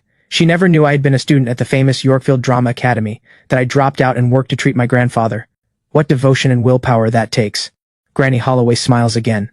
Later he met a benefactor who lent him $500,000 to rebuild the welfare home, and covered his grandfather's treatment costs. All these years he's donated regularly every month. The children are doing well now, all thanks to his quiet dedication. Granny Holloway's words strike Vivian and Tessa's hearts like a hammer, stirring up huge waves inside them. They silently marvel that such a kind-hearted person has never shown them these past contributions. Granny Holloway's words strike Vivian and Tessa's hearts like a hammer, stirring up huge waves inside them. Vivian, the benefactor she mentioned, could it be you? Tessa's eyes widen. All this time she thought I was just someone living off others, never imagining I had worked so hard to rebuild the orphanage and treat Grandpa Hayes. Vivian looks dazed. She has lived with me for 3 years and knows I'm not greedy. She always kept living expenses for me in the living room drawer, most of which I used to buy ingredients for medicinal porridge. My monthly expenses were no more than $2,000 or $3,000. I never kept extra money for myself. She thought I worked so often because I was unhappy with the $5 million in savings. Now she understands I had always been short on money, the money all going into the orphanage and Grandpa Hayes. Miss Sterling, you're Ethan's benefactor? Granny Holloway picks up on Tessa's words and excitedly grips Vivian's hands. Thank you so much. Without you, those children wouldn't know what to do, and my husband wouldn't have lived this long. Vivian quickly reassures her. Granny Holloway, I helped him then because he had talent. All these years he's worked hard. Granny Holloway sighs. Ethan has finally come through the hardship. He was abandoned by his parents as a child, abused by his foster family, but now he's met someone so kind. Granny Holloway finally feels at ease. I also came knowing this. Given his outstanding performance, the board has decided to donate 1 million yuan to the orphanage. If you have any issues in the future, feel free to contact my secretary anytime, Vivian says. Tessa promptly hands over a card. Granny Holloway is deeply moved and wants to refuse. How can this be? You've already helped so much. Vivian holds Granny Holloway's hands gently, her tone warm. This is a token of care. The children's living conditions need improvement. No need to refuse. Granny Holloway is both grateful and moved. After lunch, Vivian and Tessa, at her insistence, finish their meal and drive away. Tessa marvels. I really didn't expect Ethan to be so loyal and devoted. I misjudged him, thought he was a freeloader. I never imagined. Vivian listens to Tessa's self-blame, her thoughts not stopping. My gentle smile surfaces in her mind, and a strange ache rises in her heart. He has cancer. A simple statement, but like a bolt from the blue. Tessa slams on the brakes. What? He's been diagnosed with late-stage lung cancer, maybe only a month left. Vivian sighs softly. The two fall silent. The car continues, leaving only their shared sorrow lingering in the air. Early in the morning, I eagerly open the platform. 500,000 likes? Seeing the like count on the Fortune cast video, I freeze. It blew up to this level overnight? Not only that, my follower count surged by 300,000 overnight, breaking 500,000. I quickly scan the comments. Came here from a recommendation. Really is amazing. OMG, I've had this on loop all day. Way better than the generic pop songs on the charts. Drop a new song already, I'm sick of this old one. I find a few influencer names, open their accounts, and sure enough, they've all been recommending me for free. The likes have skyrocketed because of this. I quickly send each of them a private message to thank them. I spend the whole day at home focused on creating new songs. During this time, Lily calls to say that even though the blacklist is lifted, the aftershocks remain. Many companies and directors still have concerns and won't easily cast me. If this were yesterday, I might have been anxious, but now my heart is still as water. The new song is doing brilliantly. If I keep going, the next one won't disappoint. On a short video platform, the quality of the work speaks for itself. Social politics barely matter. For someone like me with mild social anxiety, this is the ideal way to work. Lyrics, composition, arrangement, recording, all done in one sweep. By 6 in the evening, I'm satisfied with 2 new songs and let out a big stretch. Suddenly, the door opens, footsteps approach, and Vivian stands at the doorway. She's wearing a long floral dress, graceful and stunning, breathtakingly beautiful. Vivian has been restless all day, with a strange unease. After work, she rushed home anxiously, eager to see me. The moment she stepped inside, her mood became calm, as if I were the source of that tranquility. Standing at my doorway, she notices the new recording equipment. Her company is in the film industry, so she naturally knows what these are for. Scattered sheets on the desk are filled with lyrics and sheet music, and a guitar rests casually on the floor. Miss Sterling, you're home. Sorry, I'll tidy up right away. I'm slightly flustered because I know she has a mild cleanliness streak. Every day I work to keep the room tidy, but tonight's exhaustion made me slack a bit. Seeing me scramble to clean up, Vivian's gaze is complex, wordless. Miss Sterling, have you eaten? I'll go cook. After tidying up, I'm about to head to the kitchen. She suddenly says, Ethan, you don't need to be so formal with me. Her words make me pause. It feels like she's broken some pattern. I always thought my respect for her was perfectly normal. Today I went to Hope Welfare Home. Her words almost make me stumble. I only thought she'd donate some supplies, never imagined she'd go in person. You used the $5 million I gave you to rebuild the orphanage and treat your grandfather. She looks at me. I admit it openly. At the time it was urgent. That money saved the orphanage and saved my grandfather. I'm deeply grateful, Miss Sterling, truly, thank you. No matter when, I'll always do my best to repay you. Vivian's gaze grows complex. So all these years of meticulous care for me was just to repay the debt? I stay silent. That is my truth. Perhaps after learning my past at the orphanage, Vivian feels more sympathy and pity for me, but this makes my heart feel unbearably heavy. Though our statuses are worlds apart, I still hoped we could become friends. But reality is like cold water poured on a flame, making me clearly realize that in her heart, I'm nothing more than a housekeeper. Self-mockery rises within me. I can't even keep up the illusion anymore. And responds, yes? What did I hope to become? A friend to a billionaire CEO? Me, a nobody from the bottom? What could I offer her? The smell of cooking drifts from the kitchen. Vivian sits in the study, facing her computer screen, her thoughts in turmoil. Only the day Damien left 3 years ago did she feel this shaken. Today a single sentence from me has upset her. Her phone rings, a message from Tessa. Vivian, Riding the Wind has a new piece, so amazing. Vivian instinctively finds my new video on the platform, posted just 10 minutes before she came home. The caption on the screen seems to strike her soul. I pray to the heavens, not for the next life, but just to meet you once more in this one. Similar to Fortune cast from before. Vivian's brow lifts slightly. She gently presses play. The song slowly comes through, the electric keyboard melody unfolding, a faint sorrow filling the air. As the intro ends, my voice surges like a wave. When the moonlight falls on my face, I almost change my form. The heart-wrenching emotion flows through the notes, as if a bone-deep obsession gives it boundless power. The melody is captivating, the emotion intense, striking the soul directly. Vivian's expression turns focused. At this moment she realizes this song's appeal far exceeds the previous one. I enter the chorus, my voice growing more powerful, like an endless sorrow filling every corner of the study. Will we ever meet again? I prayed at the altar for thousands of years. The lyrics are vague yet striking. Vivian seems to see a man praying devoutly, kneeling stubbornly like stone, time passing relentlessly, seasons changing, yet time cannot shake his devotion, all for that tiny sliver of hope. Through my voice, I convey this deep love straight to the heart. Only now does Vivian realize my singing ability is extraordinary. Only true singers can move people's emotions through melody, not just chase flashy high notes. Vivian sighs softly. Will we ever meet again? I prayed to the heavens for thousands of years. When the lyrics reach "Let me kiss your face once more," Vivian's eyes well up slightly. Can a person's devotion really reach this depth? For the one he loves, he'd rather plead with heaven for 1,000 years, even crossing the bridge of the afterlife, all just to kiss his beloved's face one more time. This kind of love shakes the soul. As someone who longs for platonic love, this song stirs ripple after ripple in Vivian's heart, moving her deeply. Turning her head, Vivian can almost see through the wall to me bustling in the kitchen. Is this a reflection of his inner feelings? Does this mean he too longs for a love that cuts to the bone? I don't know. Vivian turns, playing my new song again and again. This time the production is clearly better than last. The equipment wasn't bought in vain. She purses her lips and opens the comments. Ethan's new song is fire. Oh my god, this song didn't disappoint. Total ear orgasm. Haha, Ethan is really bringing mysticism to a whole new level, prayer and fortune casting all in one. The poor depend on mysticism. For love, the rich depend on the power of cash. Reading these amusing comments, she can't help laughing out loud. These moments make Vivian think of me. Right, isn't this guy a typical poor man? Is he really using mysticism to long for love? Miss Sterling, dinner's ready. I interrupt her thoughts. Vivian instantly pulls herself together, walks out of the room with her usual composure. During dinner, I gently ask her, Miss Sterling, will you be back tomorrow? Why do you ask?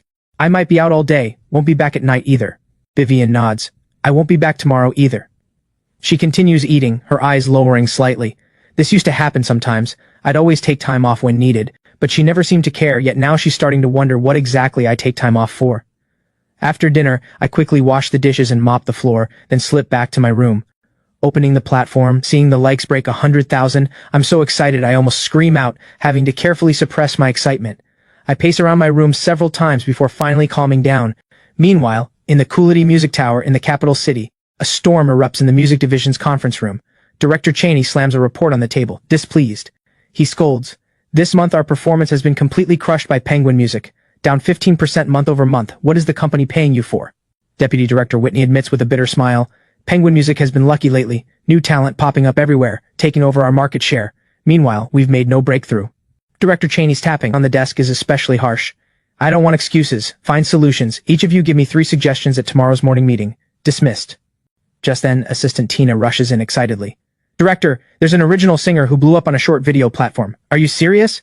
Everyone is startled, looking at her in shock. His username is Riding the Wind. Both of his recent songs have exploded, Tina says excitedly. This singer has been on our platform for 5 years, but mostly did covers, until recently when he started creating originals again. Everyone eagerly pulls out their phones, and the room fills with the melodies of Fortune Cast and 1,000 Years of Prayer. So good, far better than Penguin Music's new talent. The audio quality isn't great, sounds like home recording, equipment must be inadequate. But this doesn't dampen their excitement at all. Isn't this exactly the quality original singer they've been searching for? Like a blind spot under the lamp, they didn't notice this talent right under their noses. Whitney can't hide her excitement. The video was posted less than 3 hours ago and likes have already broken 100,000. This song is going to blow up. We need to sign him fast or other companies might snatch him. Director Cheney snaps awake. Whitney, you handle the signing. What kind of deal? Whitney asks. Coolity Music classifies musicians into S, A, B, and C tiers. Newcomers usually sign at C tier. Only a few make a tier, and S tier is reserved for top superstars. Currently there are only 3 S contracts. After a moment of thought, Director Cheney decides, give him an A. This proposal stuns everyone. He has huge potential, Director Cheney explains. I reviewed his old works. His original The Stranger, vocals were average, but his 2 latest songs have improved drastically in both composition and singing. After 3 years of silence, he must have been refining his craft. Director Cheney is confident. This musician will create great works continuously in the future. Give him an A, and he'll bring the company returns far beyond the contract. Got it, I'll contact him right away. With that, Whitney decides to fly to my city in person to show sincerity. Early the next morning, just as I'm about to head out, I get a call from an unknown number. A gentle female voice comes through. Is this Mr. Ethan? Yes, who's calling? I wonder. The voice is unfamiliar. Not many people know me. What does she want? I'm Whitney, Deputy Director of Quality Music. Are you in Yorkfield? When Whitney introduces herself, it makes me think of my recent video. Its likes have already broken 300,000 and are still rising fast. So Whitney is here for this. So it's you, Miss Whitney. I'm in Yorkfield. The other end clearly has all my information. Not surprising, I filled this out during real name verification. Wonderful, Mr. Ethan. We think you're very talented. Could we meet? Whitney's voice carries warmth. I frown. I have something important to handle today. But she presses on. It won't take much of your time. All right then. After all, she came from far away. I can't bring myself to refuse. We agree to meet at a cafe. In less than 20 minutes, Whitney arrives. She wears a black bodycon dress, striking presence, around 30 years old. Mr. Ethan. She stares at my handsome face in surprise. I didn't expect you to be this handsome. I give a slight smile and invite her to sit. Ms. Whitney, I have important matters later. Let's get straight to the point. Whitney is thrilled inside. Not only am I talented, my looks are stunning too. For her, this is icing on the cake. She brings 3 contracts, from B tier to S tier. Without hesitation, she hands me the S tier contract. A potential star like me deserves nothing less. Mr. Ethan, you likely know why I'm here. Whitney smiles slightly. Quality Music isn't just a music platform. We also have a music company. We've prepared the top tier S contract for you. The S contract is the industry's highest tier, usually only signed by A-list stars. I didn't expect them to be this generous, directly offering this contract to a newcomer like me. The sincerity is clear. The signing bonus for this contract is 10 million yuan. Fixed music platform revenue, variety shows, commercial performances, and endorsements split 70-30, with you getting 70 and US 30. The contract is for 3 years. After you become a superstar, you'll also receive equity. Whitney describes the generous terms. I read the contract carefully, deeply tempted, especially the 10 million signing bonus, exactly what I urgently need. But I regretfully set the contract down because I have something more important to do. After setting it down, I first call Lily. Did you wake up on the wrong side of the bed today? First thing in the morning telling me about Quality Music signing an S-tier contract with a 10 million signing bonus, I wouldn't even dare dream of that. I rub my temples, listening to Lily's skepticism on the phone and have to explain. I'm still at the cafe right now. I wouldn't joke about something like this. Lily immediately says, wait there, I'm coming right now. Don't make any moves before signing. If there's any trap, you're done for. Before she finishes, she hangs up. Soon Lily, flustered, arrives with a middle-aged man in glasses. I introduce them to Lily. This is Whitney, Deputy Director of Quality Music. Ms. Whitney, this is my agent and the owner of my studio, Lily. After exchanging pleasantries, Lily points to the man she brought. This is Mr. Trent, a lawyer friend I brought to review the contract. After thoroughly reviewing the contract several times, Mr. Trent nods. The contract is fine. Seeing this, Lily smiles with relief, saying to Whitney, thank you for Quality Music's recognition of Ethan. Please take care of him on the music side going forward. Inside, she's genuinely happy about my comeback. Just in case, Lily insists on printing a new version of the contract, specifically adding personal commitments, restricting work activities to Yorkfield and nearby areas. At the end, I also submit Grandpa Hayes' diagnosis. You've got some moves. I underestimated you. After seeing off Whitney and Mr. Trent, Lily specifically listens to the new songs I uploaded, also stunned by my creative ability. These songs are really good. I check the time. Lily, I'll treat you to a meal another day. I have something later. I drove. Want me to give you a ride? She kindly asks. No, the place is remote. I'll take the bus. I smile slightly. Before leaving, she reminds me. Don't forget to treat me in the afternoon. I take the bus all the way to a cemetery in Yorkfield's outskirts, holding a bouquet of baby's breath and a pack of beer. At my destination, I carefully walk through the cemetery to an old grave. On the headstone is a young girl's radiant smile, as if meeting my gaze. I gently place the flowers, stroke the photo, a tender smile on my face, ripples of memory rising in my heart. Haley, I came to see you again. Today I brought your favorite flowers, baby's breath and snacks. You little snack monster, you must be craving them by now. Her petite figure surfaces in my mind. I know you fear loneliness most. Today I'll stay with you all day. I murmur to myself, opening a can of beer. Your health was poor, I'll drink the beer, you have the snacks. I tilt my head back and drink. I've been doing well lately, don't worry about me in heaven. I pull out my guitar, gently strumming the strings. When the moonlight falls, I almost change my form. The song drifts, but tears soak my face, choking me until I can't go on. After a long while, I murmur, Haley, if I pray to the heavens for 1,000 years, could I see your face again? The summer night comes slowly. With the buzz of alcohol, I ramble to her about everything that's happened. As night falls, I lean against the headstone, as if she's returned to my embrace. I sleep especially soundly that night. At dawn, I look at her photo and smile. Morning, Haley. Did you sleep well last night? I have to go, lots to do. I'll try to visit sooner next time. A pang of sadness rises in my heart. I sling the guitar on my back, clean up the empty cans on the ground. I keep looking back, full of reluctance, slowly walking down the hill. Suddenly, the star-like eyes in my mind begin to lose their glow. Hey, isn't that Ethan? On the other side of the cemetery, Daisy is honoring her ancestors with her family when she unexpectedly spots my somewhat lonely figure. Come on, let me go check. She walks briskly toward me. Ethan! Hearing the familiar call, I stop, a touch of surprise on my face. Daisy stares at my face and freezes. My eyes are red and swollen, obviously from recent emotional release. Miss Daisy, why are you here? I turn my head and lightly wipe the tears from my eyes. My grandmother's grave is here. Today is her death anniversary. The whole family came, she explains, then falls into silence, seeming to ponder why I'm here. In the silence, she guesses at my thoughts, perhaps thinking I came because of an impending fatal illness, searching for my own resting place. The cemeteries in this area are cheaper than those in the city, perhaps fitting my current financial situation. You. Daisy starts to say something but stops, wanting to comfort me but holding back. Miss Daisy, go handle your business. I should leave too. No time for chit-chat. I say plainly. Daisy nods, watching me walk away, her heart heavy. Once I'm far enough, she pulls out her phone and calls Vivian. Daisy, what's up? Vivian asks on the other end. Vivian, guess who I just saw? Daisy says mysteriously. Who, weren't you visiting your grandmother's grave in the Yorkfield outskirts? Vivian asks curiously. I saw Ethan. Daisy's tone carries excitement. The other end pauses, then Vivian's voice comes through. What's he doing there? He was wandering around the cemetery early in the morning, definitely came to look at grave sites, Daisy says.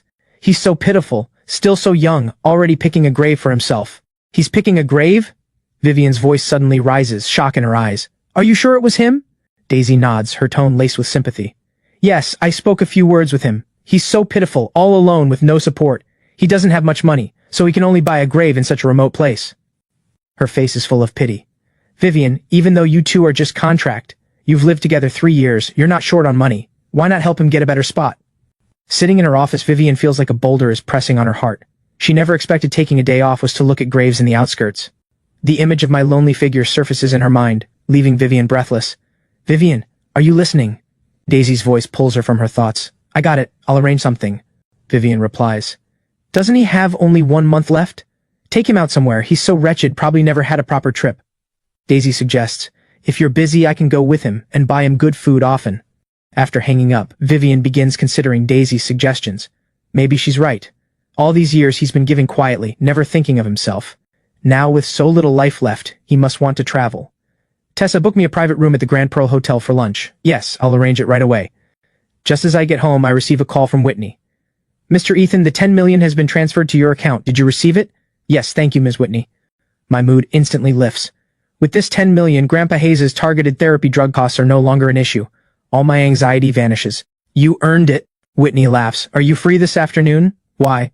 Fortune Cast and 1,000 Years of Prayer have great responses. The company has decided to record studio versions and put them on the music platform, Whitney explains.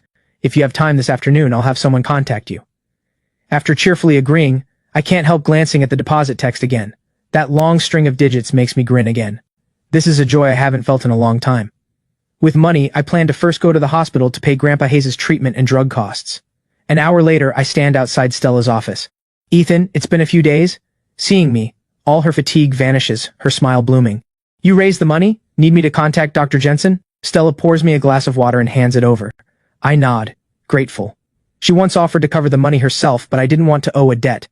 This time too I didn't accept, but her kindness I'll always remember. Any plans for lunch? I ask tentatively. No, why? Her brows rise slightly, her face unable to hide her delight. Can I take you to lunch? This is my first time inviting a lady to a meal. Inside, I'm a bit nervous, heart pounding. 2 charming blushes rise on Stella's cheeks. Why suddenly invite me? She meets my eyes, her laugh like silver bells. Is this your first time asking a girl to a meal? A bit embarrassed, I nod and admit it. Stella, thank you so much for taking care of me and my grandfather all these years.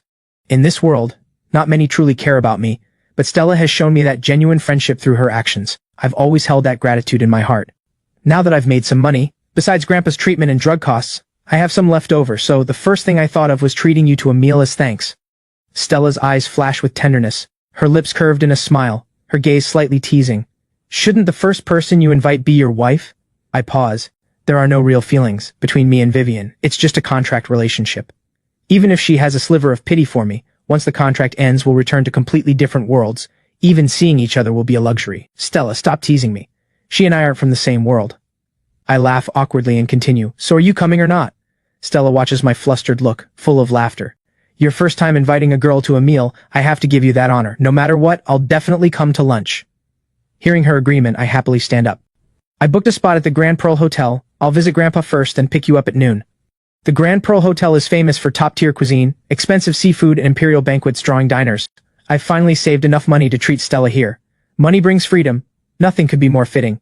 Stella sits by the window, her gaze gentle and teasing. Ethan, you struck it rich, treating me here. She'd seen me struggle for money, her eyes always full of pity. Now seeing my genuine smile, she's happy for me. Stella, this drink is for you. Thanks for 3 years of care. My sincerity shows on my face, my heart filled with gratitude for her selfless help. Suddenly, a familiar voice cuts in. Vivian and her friend Tessa walk into the hall. Tessa steps right in front of me, voice full of fury. Ethan, you shameless thing, dating behind Vivian's back?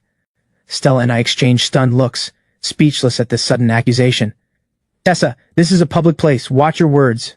Vivian walks over, her gaze sharp as a blade but tinged with restraint. I stand up and smile. Miss Sterling, you're here too. I openly invite them, knowing my heart is clear. Stella explains, somewhat flustered. Miss Sterling, Ethan and I are just friends, really nothing else. But Tessa won't let it go, her mockery sharper. A single man and woman dining alone, that's nothing? I can't take it anymore and snap. This is just a meal of gratitude. Tessa rolls her eyes in anger and mocks to Vivian. Listen to him, how he protects her. Looking at Vivian, I choose silence. I know clearly in her eyes I'm nothing but an extra in a contract. Our worlds have long been on separate paths. The contract is ending soon, and my life will move far away with it. Explaining would only invite humiliation. No need to say more, but I never expected Vivian would actually ask. Ethan, aren't you going to explain your relationship? Her words catch me off guard. The usually icy billionaire CEO actually cares about my relationship with Stella. Hearing me call Stella by her name, seeing me defend her, Vivian must feel some loss inside, as if her territory has been invaded. My silence also makes her feel her dignity has been challenged. I freeze for a moment, hardly imagining Vivian would question me. When we signed the contract, she clearly stated I could look for someone I liked, just not too openly during the marriage. And isn't she herself close with Damien? It seems she just won't let me cross the line. Perhaps her questioning is just to protect her CEO image. After all, I'm her husband in name. Bringing another woman to dinner isn't quite proper. I sigh softly, about to explain, when a sudden voice interrupts. Vivian, what a coincidence, you're dining here too? Following the voice, Damien walks toward us, his face beaming with delight. With him are 3 or 4 men and women smiling brightly. I instantly recognize the core cast of The Tale of Hannah, all here. Vivian, I was just about to invite you. What a coincidence. Damien smiles and walks to Vivian's side. Miss Sterling, hello. The other actors greet this beautiful investor respectfully. Hello, here for a gathering? Vivian nods and asks, tone slightly cold. Yes, the weather's hot lately and everyone's been working hard, so I invited them to get together, Damien says, his eyes glancing at me. Vivian, you haven't eaten yet? Why not join us, the more the merrier, he suggests. Before Vivian responds, Coralie excitedly walks up to me. Ethan, you're here too. Though I'm not in The Tale of Hannah, because we often discuss acting on WhatsApp, Coralie has gotten plenty of inspiration from me and her character has improved a lot. Coralie, I smile slightly. She then introduces me to everyone. This is Ethan. He almost played Yorin, but due to some unexpected issues he didn't end up in it. Don't let his youth fool you, his acting is absolutely top tier. I can't help giving a wry smile. Coralie really is putting me on a pedestal, but sensing the others' disdain, I naturally won't push myself on them. Your food hasn't arrived yet, why not join us? I have some things to discuss with you. Coralie warmly invites me. Vivian's brow furrows slightly. She naturally knows Coralie, this leading lady of the industry, has always been single. How did she connect with me? Coralie's warmth toward me makes Vivian a bit uneasy. Meanwhile, Coralie's invitation makes me a bit awkward. It's your cast gathering, it's not really appropriate for me to join. What's the harm, we're all in the same industry, bound to run into each other, Coralie says cheerfully. Won't you give me the honor? I look at Stella with a wry smile, and have no choice but to nod and agree. After all, Coralie has been good to me. Lily once told me, when my role got changed, Coralie even argued with director Hudson on my behalf. The group enters the luxury private room and sits down. Vivian sits with Tessa and Una beside her, leaving no spot for Damien. Damien, sit here. Una smiles and stands up. My bad for not being thoughtful. I wanted to be close to Miss Sterling and forgot you're her boyfriend. No offense. Not at all, it's all the same. Damien sits contentedly beside Vivian. By now, rumors of Damien and Vivian's relationship have spread throughout the cast. The Tale of Hannah seems tailor-made for Damien, showing Vivian's favor. I lower my head playing with my phone, as if it doesn't concern me. Vivian looks at me, sees me calm as ever, and feels irritation rise. But sudden change breaks the calm. Stella stands abruptly, her face ice cold. Miss Sterling, what is the meaning of this? She simply can't believe Vivian, as Ethan's wife, openly has a boyfriend, even shamelessly right in front of Ethan. Isn't this a tremendous humiliation for Ethan? In this moment, Stella's heart is wrenched in pain. No wonder Ethan never mentioned his wife. She's this unworthy. Everyone's eyes turn to Stella. She sternly questions Vivian. You're Ethan's wife. Carrying on an affair so openly right in front of him, how can you face him? What do you take him for? Flirting with another man right in front of him? Do you have any sense of shame? Once she speaks, the entire room erupts. Vivian is married? Married and seeing another man in front of her husband? Rich women play this hard? In an instant, everyone's gaze toward Vivian becomes complex. Vivian looks like an unapproachable ice queen, but turns out she's a real wild one underneath. You really can't judge a book by its cover. I look up in shock, glancing at Vivian, her brow tightly furrowed, barely able to maintain her composure. I quickly say, Stella, stop. I didn't expect Stella to stand up for me. Touched but also anxious, I don't want this contract marriage to become known to everyone. Vivian and I agreed long ago. Stella looks at me with pity. Ethan, I know you're kind, but I can't watch you get bullied. She turns sharply to Vivian. Miss Sterling, I understand your family has wealth and power. Ethan is just a helpless orphan, but since you are his wife, you should uphold fidelity. Trampling on his feelings like this, can you bear it? If you have no feelings for him, just divorce. With your beauty and wealth, what kind of man can't you find? Why bully such a kind person? I need an explanation. The air freezes instantly. The room is so quiet, only breathing remains. Concerning Vivian as the investor, no one dares speak, only contempt and sighs filling their hearts. With a husband at home, flaunting it in front of outsiders is truly absurd.